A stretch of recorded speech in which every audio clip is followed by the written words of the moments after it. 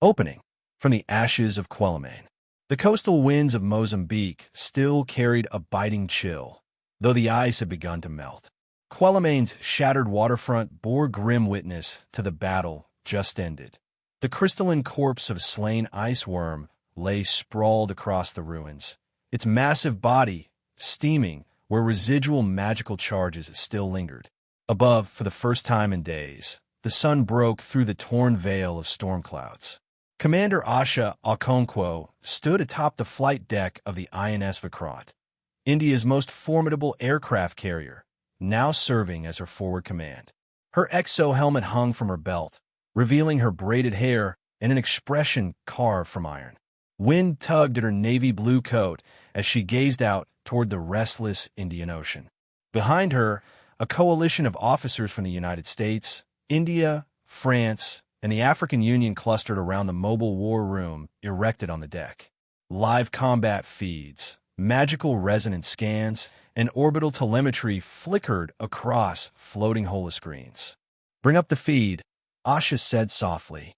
The words were quiet, but absolute. Phase 2, Operation Trident Storm. Asha turned to address the gathered leaders, her voice sharp, clear. "We've confirmed ice worm movements in the Mozambique Channel, northbound, hugging the Tanzanian coast. Our objective is simple: contain and exterminate. We hold the line at Dar es Salaam.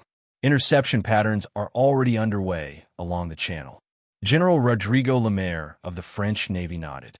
"Status of the Arctic-class Mech from Diego Garcia." 3 hours out, answered Admiral Shivendra. Asha continued, her tone tightening. "Satellites have picked up dual pulse frequencies, resonant patterns tied to Mary and Diana. The ice worms are splintering." A murmur rippled through the officers. "Mary's artifact, what was it called?" asked Ball. "The Moonlight Core," Asha replied. "It's boosting her control. Last week's coordinated strike in Beira confirmed it." "And Diana?" Rear Admiral Elaine Park asked. "She's diverting small worm packs away from her holdings. Try to lure Mary in. We believe a direct confrontation is imminent." Silence fell. "And our role?" Lemaire asked. Asha's eyes narrowed. "We hit them both. Prioritize civilian evacuation, worm neutralization, and capture of magical cores. Mary seeks control. Diana seeks supremacy. We seek survival."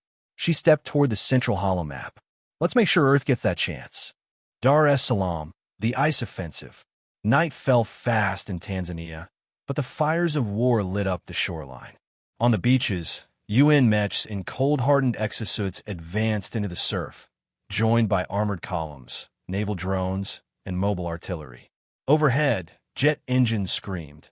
Indian Rafales, French Mirages, US F-35s, and MiG-29Ks slicing through the dusk. Then they came.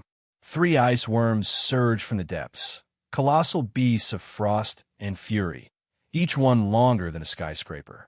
Their roars cracked the air, hurling spines of enchanted ice into the shoreline. One impaled a Tanzanian gunship. Another obliterated a coastal clinic with a single breath of frost. "Target Alpha, focus fire, center mass." Asha's voice rang through the command net. "Raptors 3 and 5, flank east. USS New Hampshire, prep torpedoes, on my mark." Boom. An anti-magic missile burst against the lead worm's eye. Mechs launched magnetic harpoons. Explosives lit up its flank. Now, the torpedoes struck from below. The synchronized charges detonated. The beast convulsed, then collapsed, boiling against the waves. "Alpha down," came the confirmation from an Indian pilot. There was no time to breathe. The second worm reared up, and inside its throat glowed a lunar sigil. Rear Admiral Park leaned in. "What is that?" Jamie Lancaster, patched in remotely from her arcane lab, didn't hesitate. "Mary's command seal. She's not just guiding them. She's weaponizing them with magic." The worm exhaled. Not frost, but a tidal wave of shimmering lunar force. Mechs were thrown back, sensors overloaded, and a French corvette veered off course into the reef. "Give me a visual on that sigil source." Asha snapped. A recon drone broke through cloud cover and found it. a glowing moonstone beacon hovering far offshore. "That's her anchor," Jamie said. "Destroy it." "And we cut her leash," Asha finished. Phase 3 begins now. Solomon Kane, blade in the ruins. Ahead of the main force, Solomon Kane moved like a phantom through debris and rooftops. He'd already marked the second worm, but its lunar ward blocked conventional munitions. He switched to resonance disruptors, experimental arcane grenades. Vaulting over wreckage, he launched 3 charges, then dove behind an overturned shipping crate. Boom! The sigil flickered. The worm shrieked. Solomon caught his breath and radioed in. "Lancaster, you were right. Her power's tethered to those seals." "Then we know what to break," Jamie replied. Mary's Wrath, the moonlit shrine. On the drifting moonlit shrine, Mary stood barefoot in a sacred circle.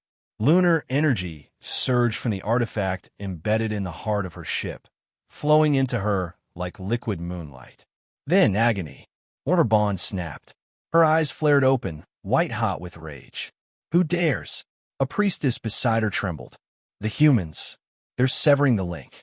Mary's hands plunged into the crystal basin. The moonlight core pulsed like a living thing. "Call the remaining worms. Perform the rite of 3. If I can't guide them all, I'll unleash them. On Diana. On the humans. On everything." Far beneath, 5 titanic shadows stirred. INS Vikrant. The horizon darkens. Cheers echoed across the coalition fleet as news of the second worm's defeat spread. But Asha remained still, watching new blips appear on the satellite map. Jamie's voice came through grim. 5 more. Bigger. Faster.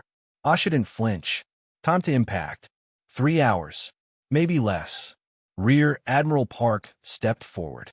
"Commander Okonkwo, UN High Command has granted you full tactical authority across the East African and Indian Ocean theaters. You now speak with global authority." Asha inhaled deeply and nodded. "Then I'll act." She faced the fleet.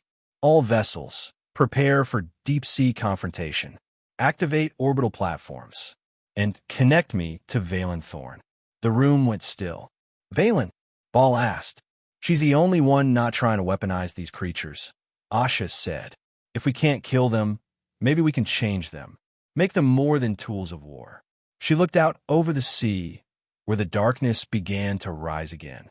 "Either we evolve," her gaze hardened, "or we're extinguished." Epilogue, Global Status Update. Tanzania Front.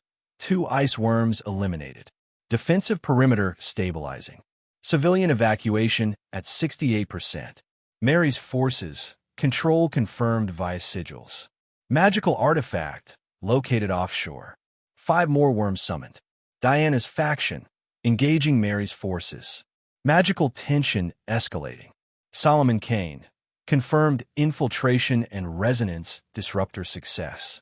Awaiting redeployment. UN Command. Asha Okonkwo granted full operational authority. Global Coalition unified under Operation Trident Storm. Valen Thorn, awaiting response. The storm hadn't ended, but for the first time in weeks, humanity was striking back.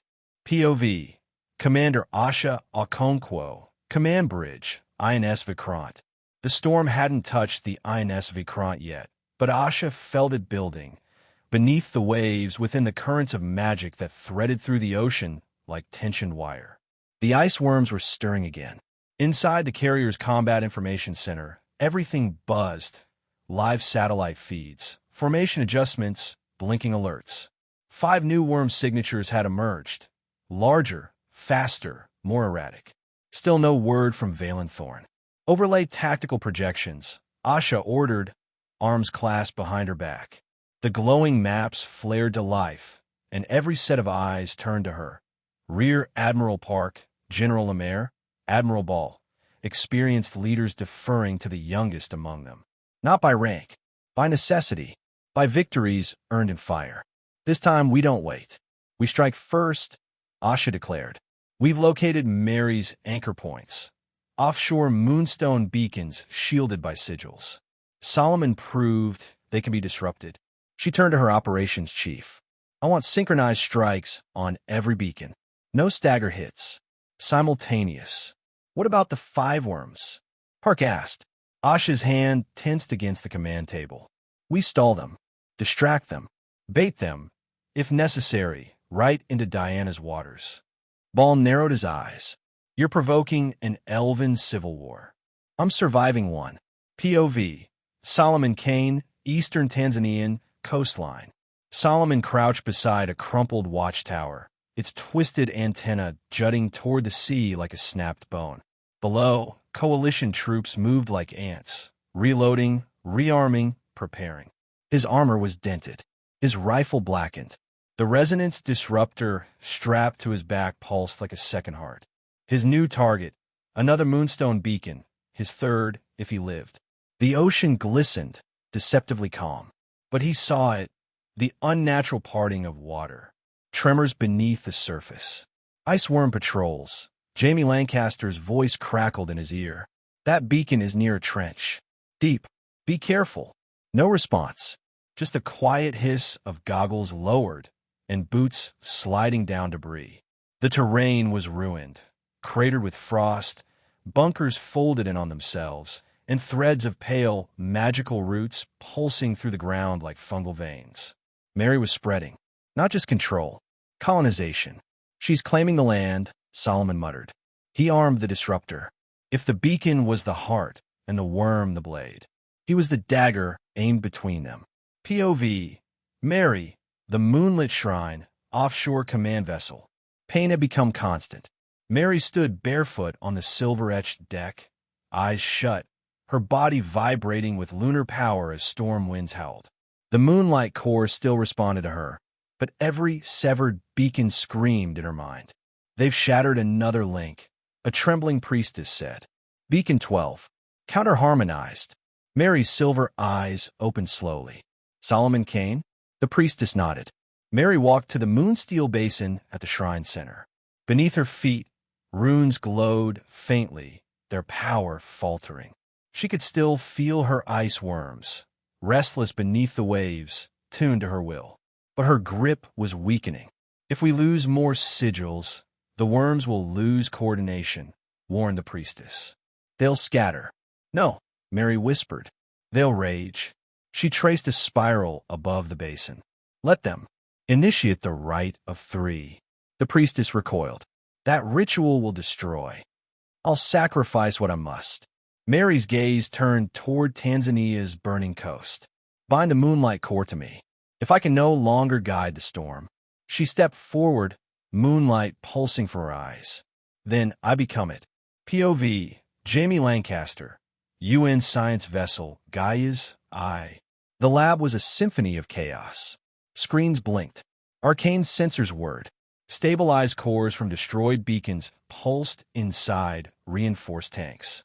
She's adapting faster than we thought, Jamie said, pointing at spectral overlays. She's not just channeling the core anymore. She's fusing with it. Dr. Rajan tapped furiously at a terminal. If she completes the rite, the core becomes part of her magical essence. Disrupting it won't work. We have to kill her. Jamie's jaw clenched.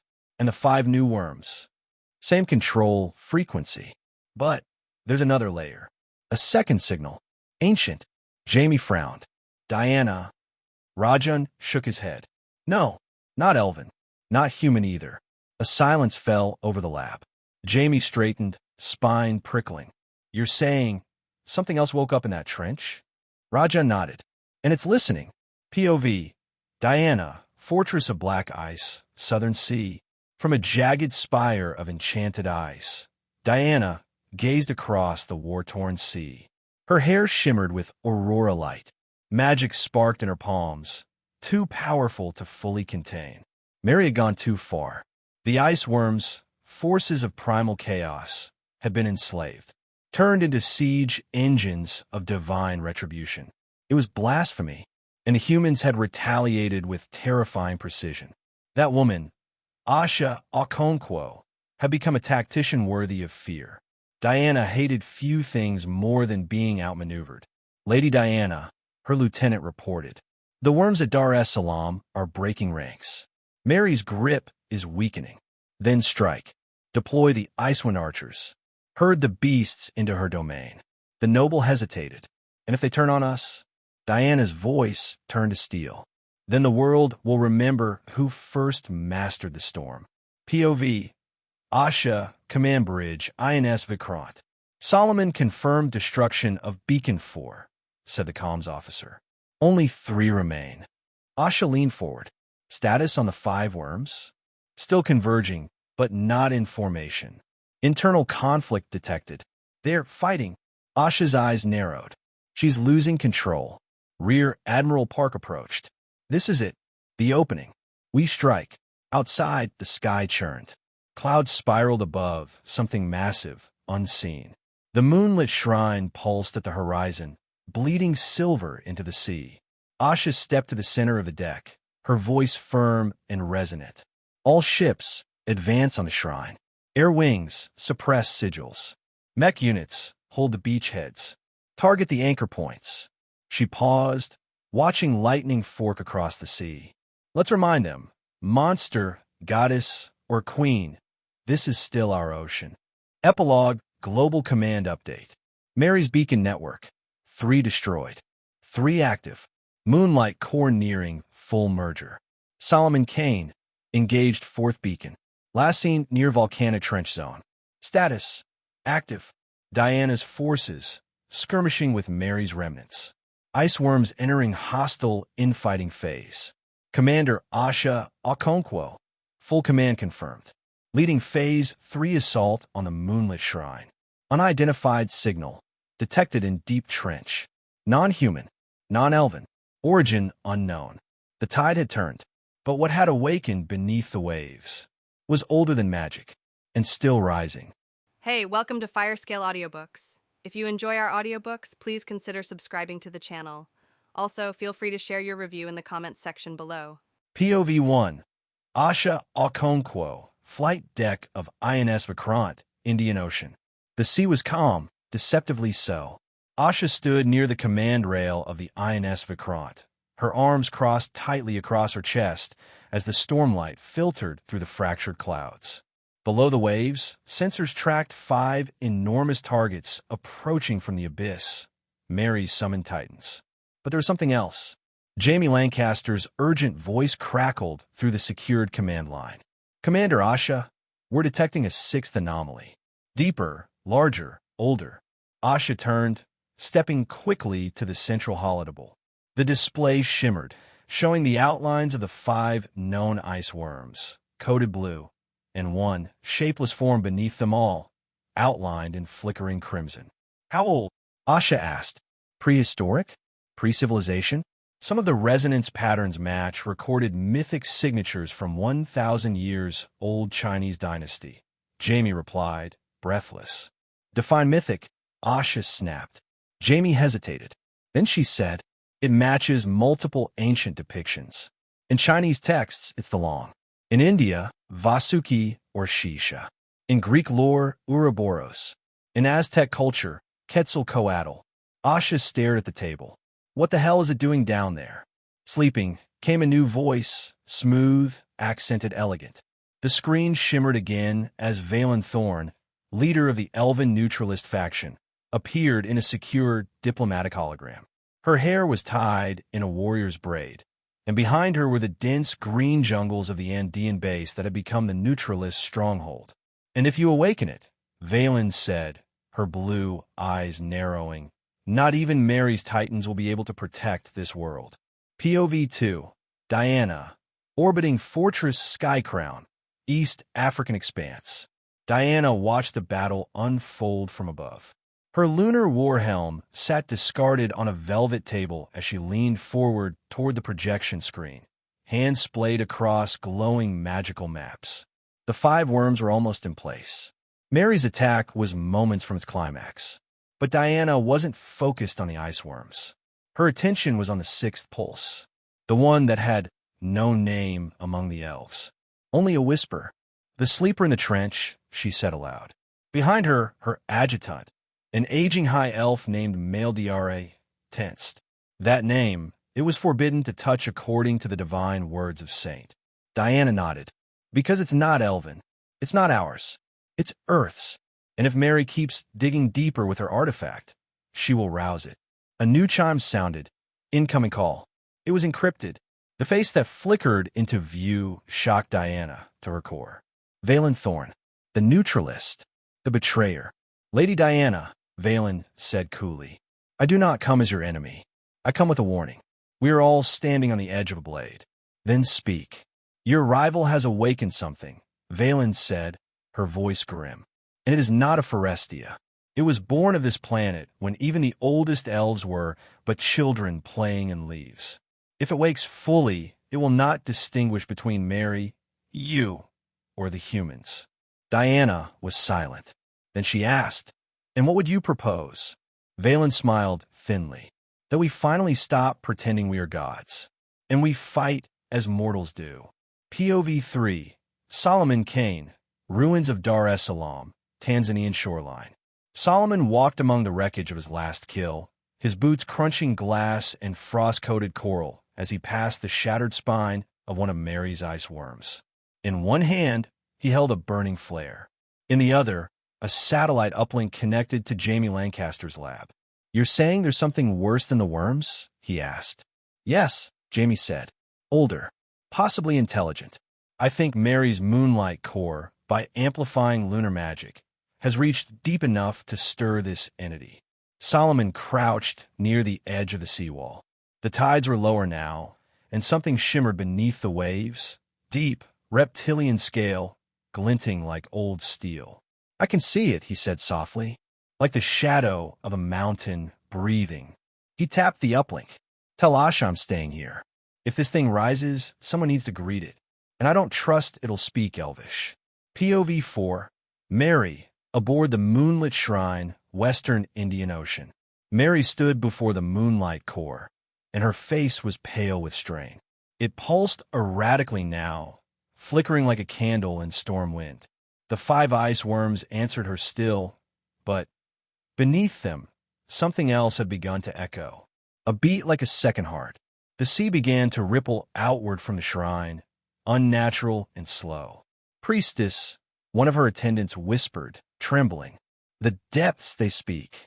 Let them, Mary said coldly. Let them hear my name. But the core screamed. The resonance inside it flared in a dissonant tone, no longer lunar, but something deeper, something that remembered things older than even humanity itself. Mary staggered, clutching her head, and in her mind, a single image emerged.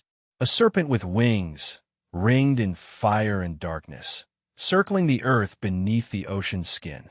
What are you? She gasped. And the answer came, not in words, but in intent. Stop the noise. POV 5. Valen Thorn, Neutralist Base, Amazon Rainforest. The winds howled through the canopy as Valen stepped out onto her observation deck, surrounded by her trusted lieutenants, scholars, mages, and scouts. The world was unraveling faster than even she had feared. Deploy our deep resonance amplifiers, she ordered. Begin evacuation protocols for all coastal outposts. Send word to Asha. We stand with her now. One of her commanders hesitated. You would throw the neutralists in with humans and aristocrats. Valen turned, her voice like ice. I would throw us in with survival. And pray it's enough. POV 6. Jamie Lancaster, UN Deep Sea Monitoring Station, Seychelles. Jamie stared at the seismic charts in disbelief. The 6th signature had moved. It's rising, she whispered. The command room erupted into panic. Magnitude 6 tremor detected. Sea floor venting steam. Unnatural heat bloom forming. Jamie grabbed the mic and called Asha. It's awake. You need to move. Everyone needs to move. Jamie, what is it doing? Asha asked over the line. Jamie's screen turned red. It's opening its eyes. Final scene. The deep trench, the being below. Beneath miles of black ocean, below crushed cities and fossilized bones, something ancient stirred. Its body was serpentine, its scales vast as battleships, its eyes like twin moons. It was neither good nor evil. It was simply older. Older than humans. Older than elves. Older than war. The Leviathan. It opened its mouth, and the sea began to scream. Epilogue, Global Situation Update. Mary's ice worms, 5 active. 1 destroyed. Artifact, source destabilizing. 6th entity, confirmed. Deep-sea seismic and magical resonance identified. Status, awakened. Neutralist faction, has officially allied with human forces under Commander Asha. Diana's position, cooperative stance with neutralists. Preparing for confrontation with Mary. UN response. Operation Trident Storm upgraded to Operation Worldwake. Solomon Kane, Ground Zero observer near Leviathan site. Status, active. Jamie Lancaster, designated as scientific liaison for unknown ancient threats. The Earth had remembered its oldest guardian. Now the world would face it. POV 1, Solomon Kane, Tanzanian shoreline, Ground Zero. The wind howled as the waves began to churn with unnatural rhythm. Solomon Kane stood on the crumbling seawall, his trench coat flapping violently, his boots sunk into salt-soaked rubble. Beneath him, the sea had turned dark, not from nightfall, but from shadow. The Leviathan was awake. It moved with agonizing slowness, its serpentine body unfurling like tectonic plates shifting. Scales the size of ancient shields gleamed as the creature's spine broke the surface for the first time in millennia. Its breathing came in wet, heaving bellows, and every exhale sent tremors through the concrete beneath Solomon's feet. He muttered, "It's not just big, it's the damn ocean with teeth." Jamie's voice came through his earpiece, tense. "We're watching it from satellite. It's not hunting. It's reacting. Agitated. Disoriented." "That makes 2 of us," Solomon replied, raising his flare. Then he saw the first mistake, 2 Indian Navy fighter jets breaking through the clouds, drawn like moths to flame. They'd ignored the no-fly orders, or maybe didn't believe the reports. Either way, they got too close. The Leviathan reared up, not in defiance, but as an animal might when startled. Its maw opened, a gaping void lined with rows of obsidian teeth. From came a bellow, not magical, not divine, just ancient, a sound meant to clear the ocean of intruders. The sonic shockwave hit the jets like a hammer. 1 engine caught fire midair. The other spiraled down, trailing smoke, before disappearing into the surf. Solomon watched in silence. "We need to stop poking it." POV 2, Asha Okonkwo, Command Deck, INS Vikrant. 2 jets down, the radar operator shouted. Asha gritted her teeth. "I order a no-fly zone. That thing isn't an enemy, it's a force. You don't fight a tsunami with missiles." Behind her, the screen showed the Leviathan in grim clarity. Its head alone was the size of the Vikrant. Its eyes, dull, amber, reptilian, did not reflect thought. Only instinct. Jamie came on comms. "It's not attacking on purpose. It's thrashing, confused. Waking up after a million-year nap under tons of pressure and silence. Like a bear we kicked in the ribs," Asha muttered. Status on Mary's ice worms? 4 remain. 1 is encircling near Madagascar. The others have moved inland in East Africa. But the core is still pulsing. It's pulling energy from the moon again. Asha turned to her aide. "Give me Valen Thorn. And Diana. We need coordination. If any of them try to control or kill that thing, the backlash could make the tsunami look like a puddle." POV 3, Valen Thorn, Neutralist Base, Amazon High Command. Valen watched the live feed from her command room, her expression unreadable. The Leviathan dwarfed everything. So old, so primal, it defied reason. Not a weapon, not a tool, just being life stripped down to its most elemental. One of her lieutenants approached. Reports confirm Solomon is still there, observing it, and not dead yet, Valen replied softly. "Interesting." Another technician added, "Mary's forces are still operating the Moonlight Core. Its resonance is deepening. It might be the only thing the Leviathan is reacting to." Valen nodded. "Then we must take it from her. She is pulling a predator toward her with prey song and thinks it will kneel." She turned toward the holographic map. "Order our stealth squadron to infiltrate the core shrine. Disable it. Don't engage Mary directly. We're not here for glory. And the humans? We aid them," Valen said. Quietly, but effectively. "This isn't a war anymore. It's survival. POV 4. Diana, Skycrown Orbital Command. Diana's hands trembled as she dismissed the projections. She wasn't afraid. She was angry. Mary had gone too far. The ice worms were one thing, created by moonlight and legacy. But the Leviathan was not theirs to use. It was not born of Forestia or magic. It was Earth's beast and Earth's curse. Valen's message replayed in her mind. If it wakes fully, it will not distinguish between Mary, you, or the humans. Diana turned to her high command. Deploy our lunar anchors to counterbalance the core's pull. Disable Mary's signal. Do not engage the Leviathan. But Lady Diana, our fleet, is not prepared for a beast the size of continent. I will not lose this war to arrogance. A silent pause. Then one of her younger officers murmured, "Do you think it can be killed?" Diana closed her eyes. "I think it remembers drowning gods." Let that answer your question. POV 5. Mary, Moonlit Shrine, Deep Indian Ocean. Mary stumbled, blood trickling from her nose. The core's energy had grown chaotic, its light no longer pure lunar silver, but tinged with red and violet. "Control it," she shouted at her priestesses. "Stabilize the flow." One of them collapsed, her body seizing from magical feedback. Another wept openly. "It's not listening, High Priestess." Something else is echoing back. Mary's lips curled in fury. "It's only resisting because it's raw. Wild. I will shape it, bend it." But even as she said it, a massive tremor shook the platform. The Leviathan had moved. Not toward her, but around her, circling, sensing. Like an animal sniffing an unfamiliar scent. Mary clutched the core tighter. "Come to me," she whispered. "You are power. You are mine." In answer, the sea churned, and a tail larger than the shrine itself passed beneath.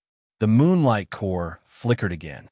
A pulse surged backward into Mary's mind, and in that second, she felt what the Leviathan felt. Cold, hunger, confusion, rage. It didn't understand her magic. It didn't care. It wanted silence again, and it would not ask. It would take. Mary screamed as the connection shattered, throwing her across the chamber. POV 6. Jamie Lancaster, Seychelles Monitoring Station. Jamie's hands flew across keyboards. Magical feedback from the core has reached critical. The Leviathan is accelerating. Accelerating. Asha's voice barked through. "It's moving," Jamie confirmed. "Not toward land. Not toward ships. Just moving, like it's trying to get away from the signal." Jamie paused. "It might be scared." "Scared? That thing." "Yes," Jamie said. "It woke up. It doesn't understand what's happening. It's not intelligent. It's not evil. It's a beast. Ancient. You just yanked it out of the deepest sleep imaginable and blasted a magical siren in its ear." Asha's reply was soft. "Then we turned the siren off." Final scene. Tanzanian coast, Solomon Kane. Solomon stood in silence. The Leviathan had risen half above the water now, stretching like a mountain coming to life. Its breath sent steam into the sky. Its body curved back toward the depths, away from the ice worms and away from the moonlight core. And then, with a mighty roll, it began to dive again, retreating into darkness. Not defeated, just escaping. Solomon lowered his flare. "Let it sleep again," he said. Above, the clouds parted just enough to let the moonlight fall on the ocean. But for the first time in hours, the sea was still. Epilogue. Global Situation Report. Leviathan awakened. Location confirmed near Tanzanian shoreline. No hostile intent observed. Currently retreating into deep ocean. Moonlight core temporarily destabilized. Magical feedback has incapacitated several priestesses. Mary remains active but shaken. Neutralist forces, begun covert operations to disable core, have declared alliance with humans and Diana. Aristocrat faction, Diana actively deploying countermeasures. No engagement with Leviathan authorized. Humanity, Asha, Solomon, Jamie coordinated observation and communication. Prioritizing global safety. Current operation, Operation Worldwake. Focus shifting from warfare to containment and coordination. The ancient beast had risen. And, for now, it had chosen not to fight.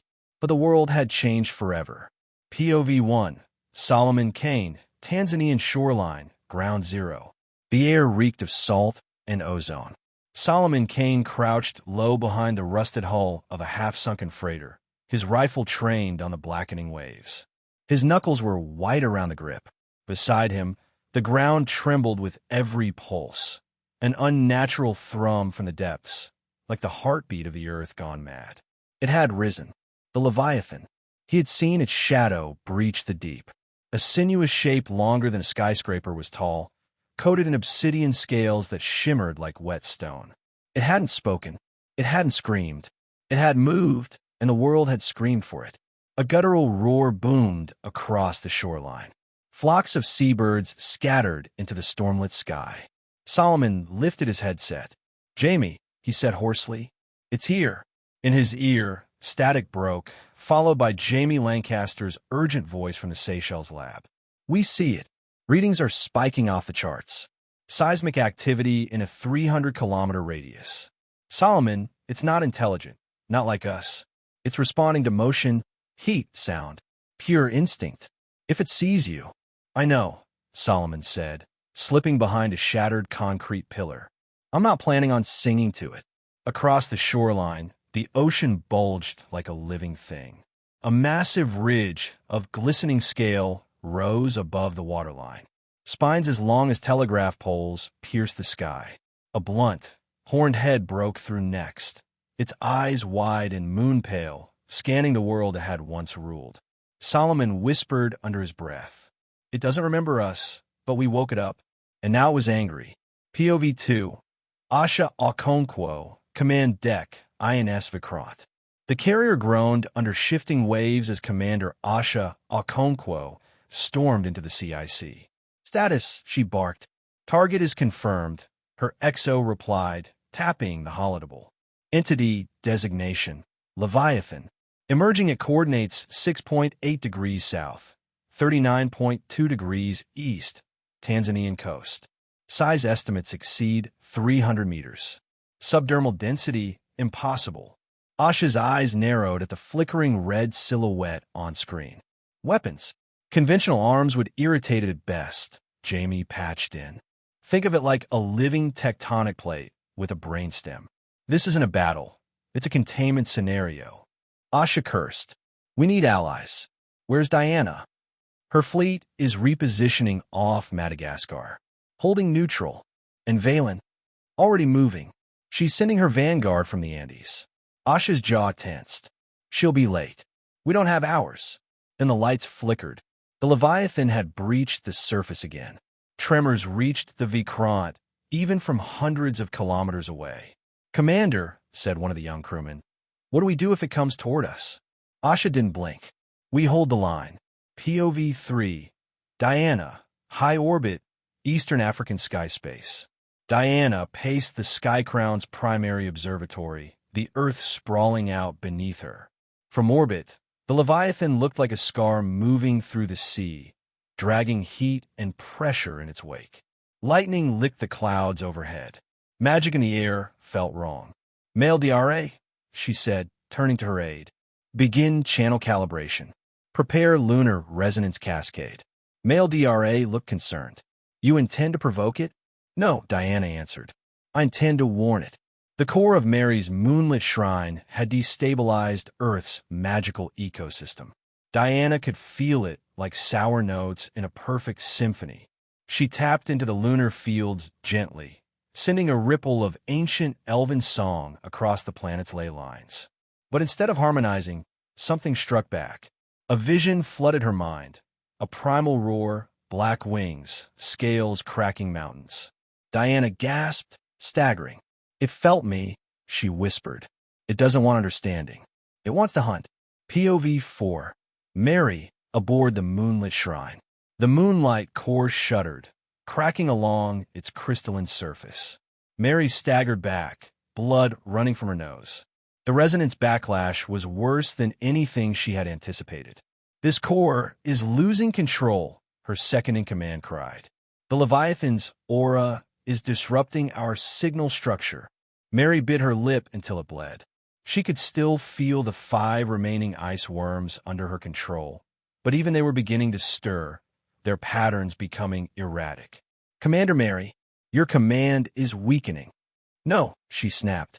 "Focus the core, channel deeper. We are elves. We do not retreat from forgotten beasts." But inside her mind, something moved. It wasn't words. It was pressure. Weight. The memory of things dying under teeth and fire. The Leviathan had heard her, and it was swimming toward her. POV 5. Jamie Lancaster, UN Deep Sea Monitoring Station. Jamie stood amid chaos. Multiple heat signatures converging, her assistant shouted. "The Leviathan is moving west, heading for the moonlit shrine." "Estimated ETA?" Jamie asked. 3 hours max. Jamie grabbed her emergency tablet and pulled up all the data. The creature moved with the inevitability of tide. But what terrified her wasn't just the size or strength. It was the direction. "Mary's artifact is acting like a beacon," she murmured. "It's drawn to the lunar frequency. If that core cracks completely, it'll send Leviathan into frenzy," her assistant finished grimly. Jamie picked up the emergency comms line. "Give me Commander Asha, Diana, and Valen. Now." POV 6. Valen Thorne, Neutralist Faction Base, Andes. The screen blinked to life. Valen stood alone in her war chamber, the mountain winds howling beyond the stone balcony. Asha's face appeared first, then Diana's, and finally Jamie's feed. "Leviathan's moving west," Jamie reported. "Mary's shrine is in its path. We have a window, barely. Can we stop it?" Asha asked. "No," Diana said flatly. "We can only redirect it." Valen frowned. "Then I suggest a combined strike, not to destroy, but to hurt it. Draw it back to the trench, back to slumber." Jamie nodded. "Heat, sound, magic. We coordinate a resonance overload, like a whale call. Confuse it. It will take all of us," Valen said. "Even Mary." "She brought this," Asha snapped. "Perhaps," Valen replied. "But the Earth doesn't care who is guilty. It only cares who survives." They all fell silent. Then Diana spoke. "I will mobilize my aerial mages. I'll send the neutralist deep callers," Valen added. "And I'll keep Leviathan occupied," Asha said grimly. Jamie took a shaky breath. "This isn't war anymore," she said softly. "This is primal diplomacy. And the Leviathan doesn't speak. It devours." POV 7. The Leviathan, Tanzanian shoreline. It did not know names. It did not know war, or peace, or politics. It only knew hunger. The world had changed. The skies no longer smelled of smoke and ash. The winds no longer carried the songs of ancient prey. But it remembered rhythms, the beat of lunar pulses, the echoes of old gods that once danced above it. And now, the song had returned. False. Broken. It enraged the beast. Its tail cracked through coral reefs, sending shockwaves through the seabed. Mountains under the sea shifted. Whales fled. Magic bled into water like ink. It moved west, toward the call, toward the challenger. Epilogue. Operation Leviathan Protocol initiated. Location: Tanzanian coastline. Leviathan heading west at 40 knots underwater. Mary's shrine, critical location. Artifact unstable. Possible implosion risk. UN command. Operation Leviathan Protocol approved. Diana. Aerial mage battalions en route. Valen. Deep callers deploying sonar and resonance mines. Asha. INS Vikrant remains primary surface anchor. Direct engagement prohibited unless provoked. Jamie. Designated science coordinator. Oversees global magical feedback thresholds. As the world's factions set aside their hatred to face the beast of old, one truth echoed louder than any comm signal. Earth was never tamed. It merely slept, and now it awakens. POV 1. Asha Okonkwo. Aboard INS Vikrant, Western Indian Ocean. Asha stood on the command deck of the INS Vikrant, drenched in red light as the emergency alert pulses continued to flash. The Leviathan had returned beneath the surface, its colossal body disturbing tectonic plates and altering oceanic currents in real time. Report, she snapped. Jamie's voice answered over the satellite uplink. The creature's signature has descended again, roughly 300 meters below the Tanzanian trench line.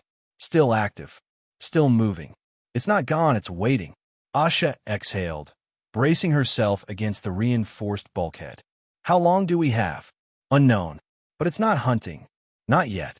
Right now it's circling, testing its new reality. Asha turned to her officers.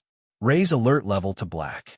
I want all ships within 500 nautical miles armed and ready. And give me Valen and Diana, now. Below her, the deck vibrated subtly, a low hum that matched no engine, a sound that came from the sea itself. The aftershock of something ancient, agitated, and alive. POV 2. Valen Thorn, Neutralist Command Base, Andean Rainforest.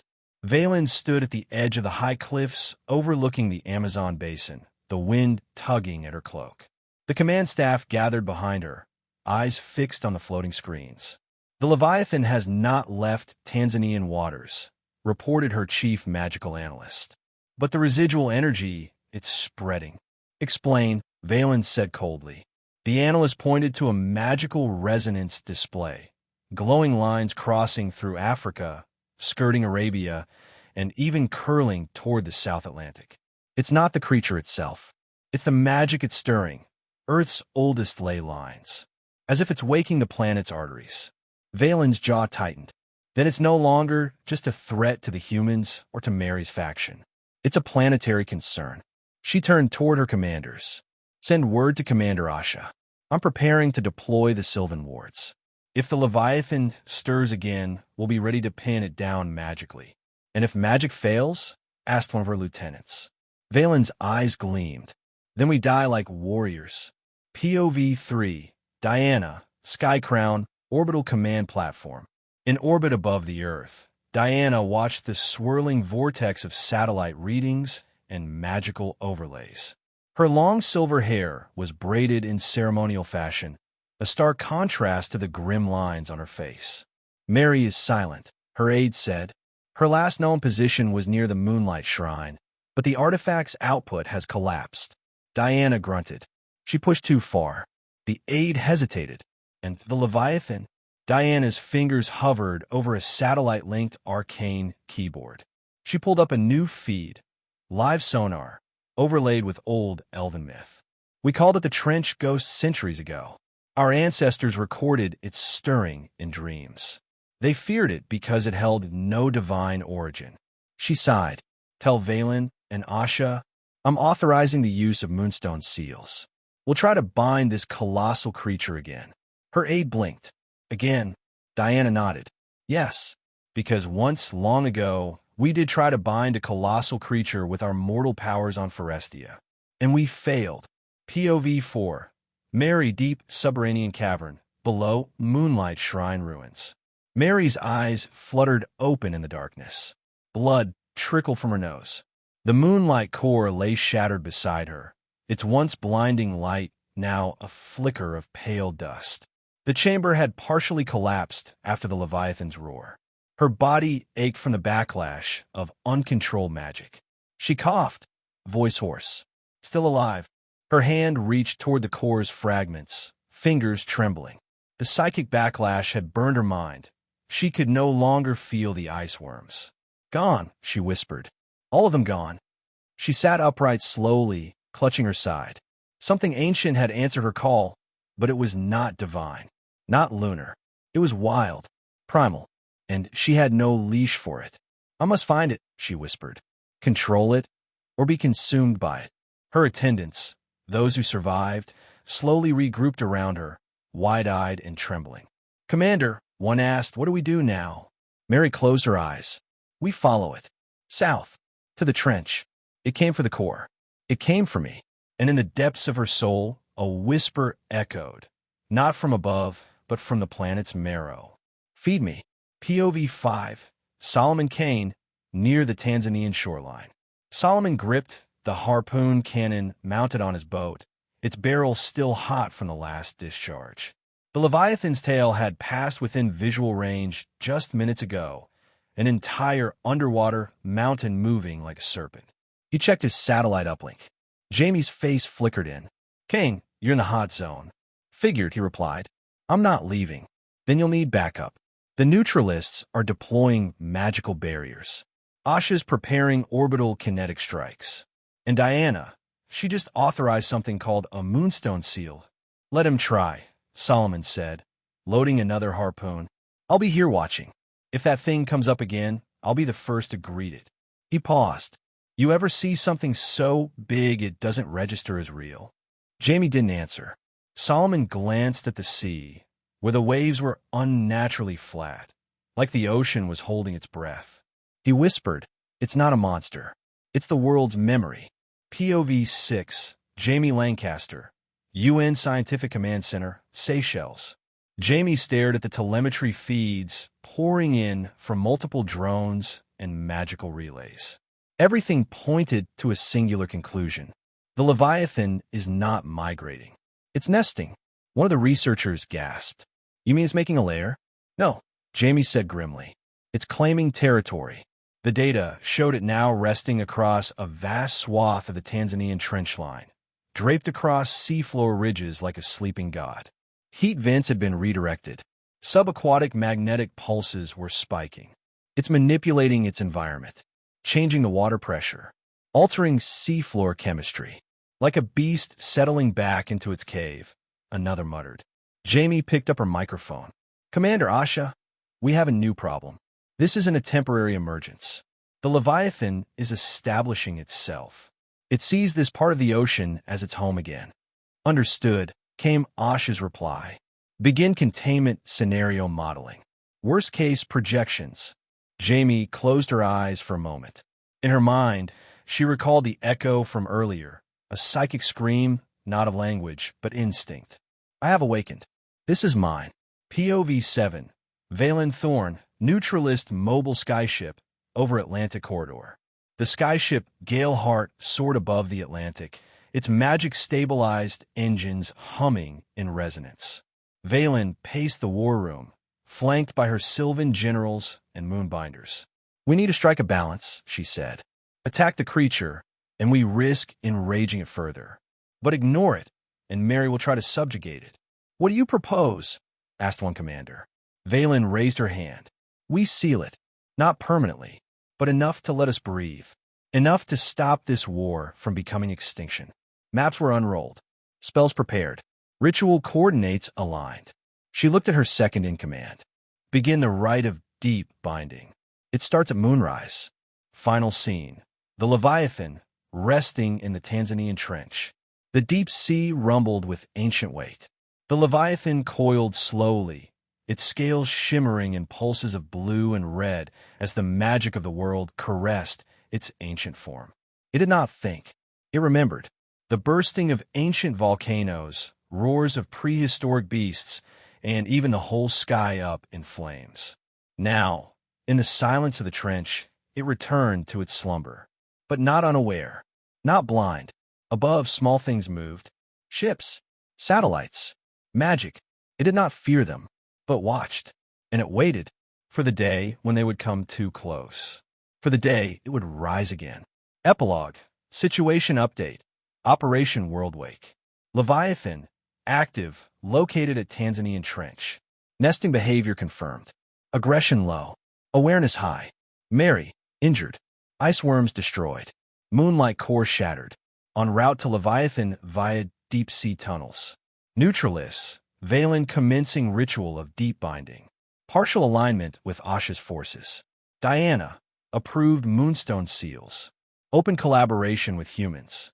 Solomon Kane, remaining on site as first contact specialist. UN forces, high alert status. Orbital bombardment contingencies authorized. Jamie Lancaster, elevated to threat coordination officer for category Omega entities. The comm had returned. But beneath it, the Earth's heartbeat had changed. And no one, not even the elves, could pretend otherwise. POV 1. Asha Okonkwo, INS Vikrant, Western Indian Ocean. The air on the bridge was tight with tension. Asha could feel it in every breath, like breathing underwater without gear. Her officers moved with precision, but their eyes betrayed the same thing she felt: pressure, not just from the depths below, but from the decisions that lay ahead. The Leviathan has not moved in 3 hours. Jamie's voice crackled over the satellite feed. Telemetry still shows it pulsing. Its heart rate is steady. But the temperature is rising. Asha's eyes narrowed. Rising. Hydrothermal vents are reacting to it. Magma pressure is spiking. It's turning the trench into a forge. Asha turned to her tactical advisor. Any response for Valen? She's initiated the rite of deep binding. Ritual anchors are being set across the ley-aligned convergence points. ETA for full activation. 8 hours. Too long. Asha paced the command deck, thoughts racing. If the beast decided to rise again before that, they had nothing ready strong enough to stop it. Diana's moonstone seals were being prepared in orbit, but they hadn't been field-tested in centuries. And Mary? No one knew where she was, or what she would do next. Keep full sonar sweep running. And tell the submersibles, if the creature twitches, we pull everyone out. No arguments. She stopped before the wide glass window, gazing out at the deceptively calm ocean. I don't care how deep it sleeps. It only takes one breath to drown the world. POV 2. Mary deep-sea tunnel south of the rift. Mary limped through the narrow, bioluminescent tunnel beneath the seafloor. Every step was a struggle. Her armor was cracked. Her divine artifacts had dimmed. Her connection to the ice worms severed. But her will? Unbroken. Her last surviving knight, Elran, walked beside her, cradling a fractured spear of moon steel. Commander, you should rest. Mary didn't stop. No, it's near. The stone underfoot vibrated again, a low, steady pulse, like the heartbeat of a sleeping god echoing through her bones. It's watching us, she murmured. Elran hesitated. You can feel it. Mary's lips parted, but she couldn't answer. The bond wasn't magical. It wasn't divine. It was instinctual, ancient. When she touched the Leviathan's essence through the shattered moonlight core, something tethered itself to her. Something that did not understand speech or symbols. Only hunger, memory, and movement. She touched the side of the tunnel wall, feeling the faint warmth. It was shifting the geology, bending the earth. The trench wasn't just a nest. It was a wound it had reopened. Suddenly, they entered a cavern. Massive, dome-shaped. Black crystals shimmered like stars across its ceiling. And in the center, a single colossal eye. Closed, but breathing. Mary dropped to one knee, stunned by the size. The Leviathan had folded into itself, coiled and resting. Silent, but not unaware. Elran whispered, "Are we to fight it?" "No," Mary answered, her voice hoarse. "We're here to bind it, or become part of its dream." POV 3.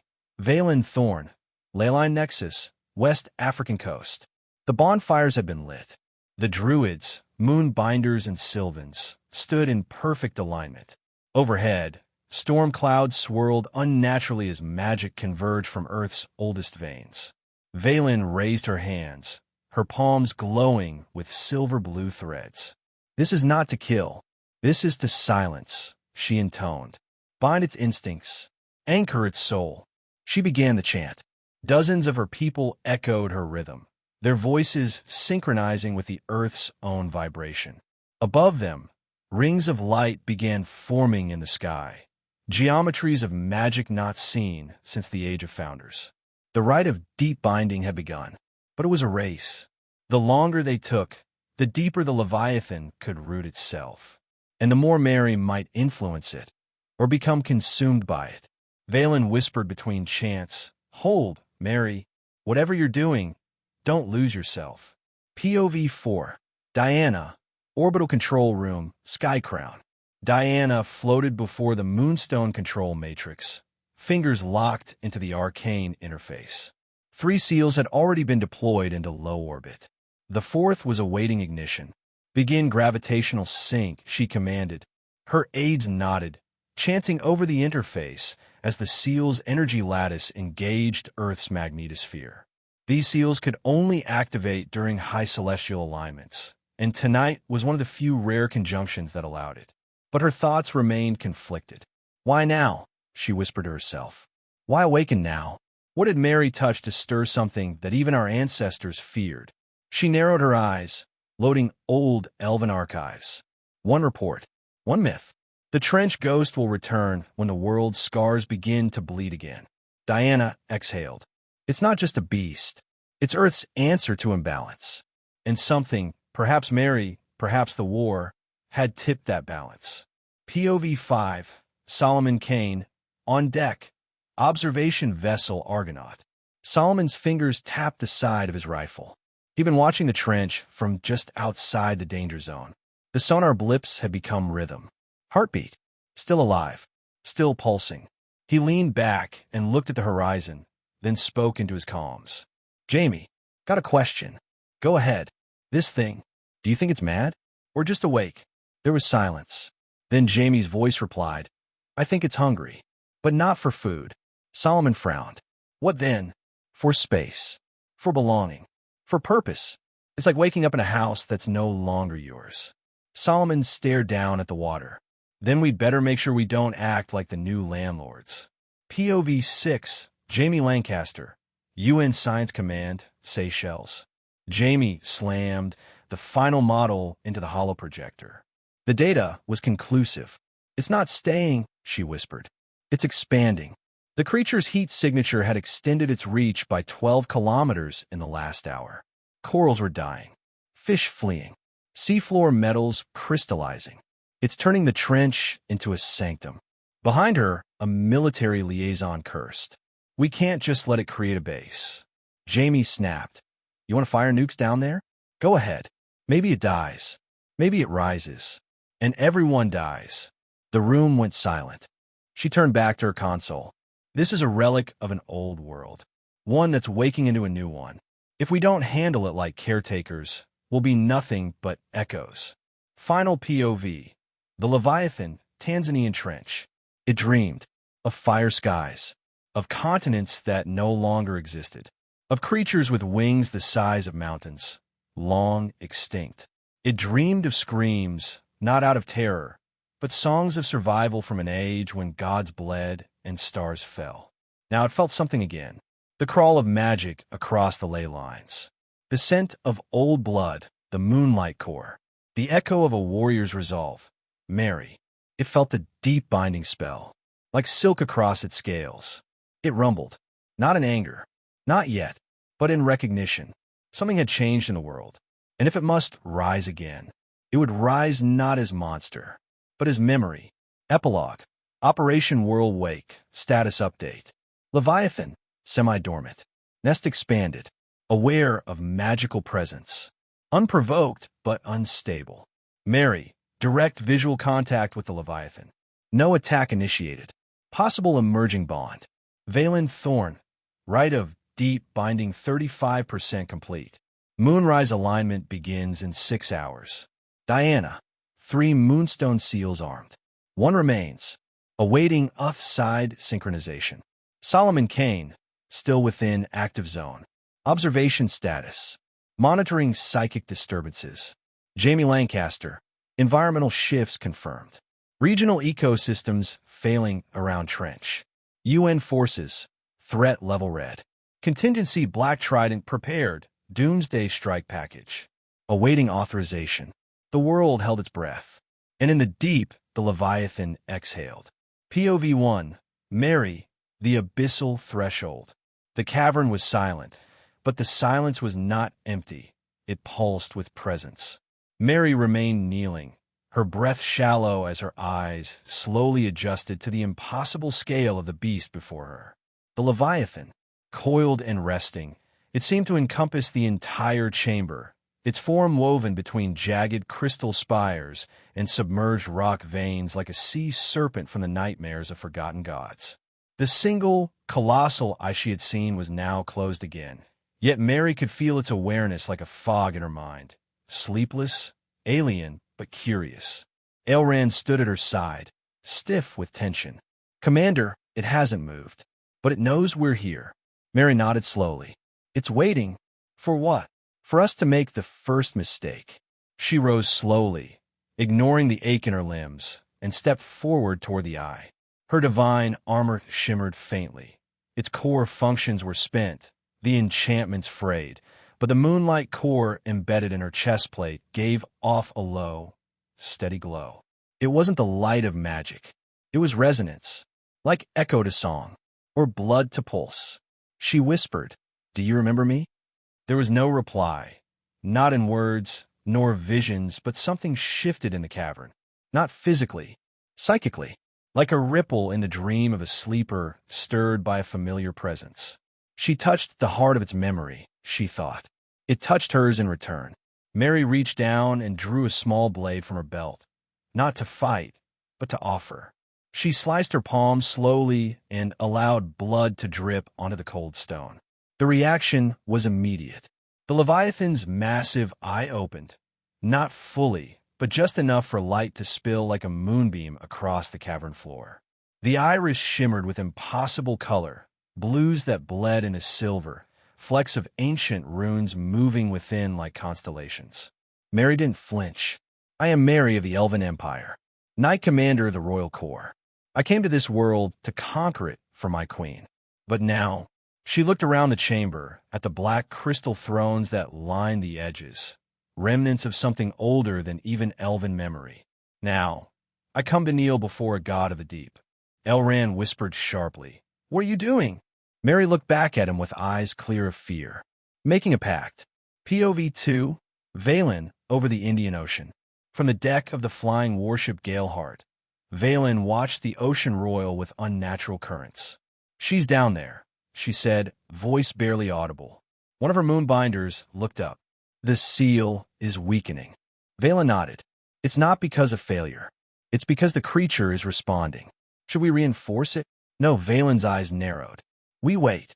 She closed her eyes and touched the binding crystal at her belt. She could feel it, just barely, a tether forming. Not a leash, a handshake. Mary was alive, and the Leviathan was listening. POV 3, Asha, command deck of INS Vikrant. "All hands, hold formation," Asha barked.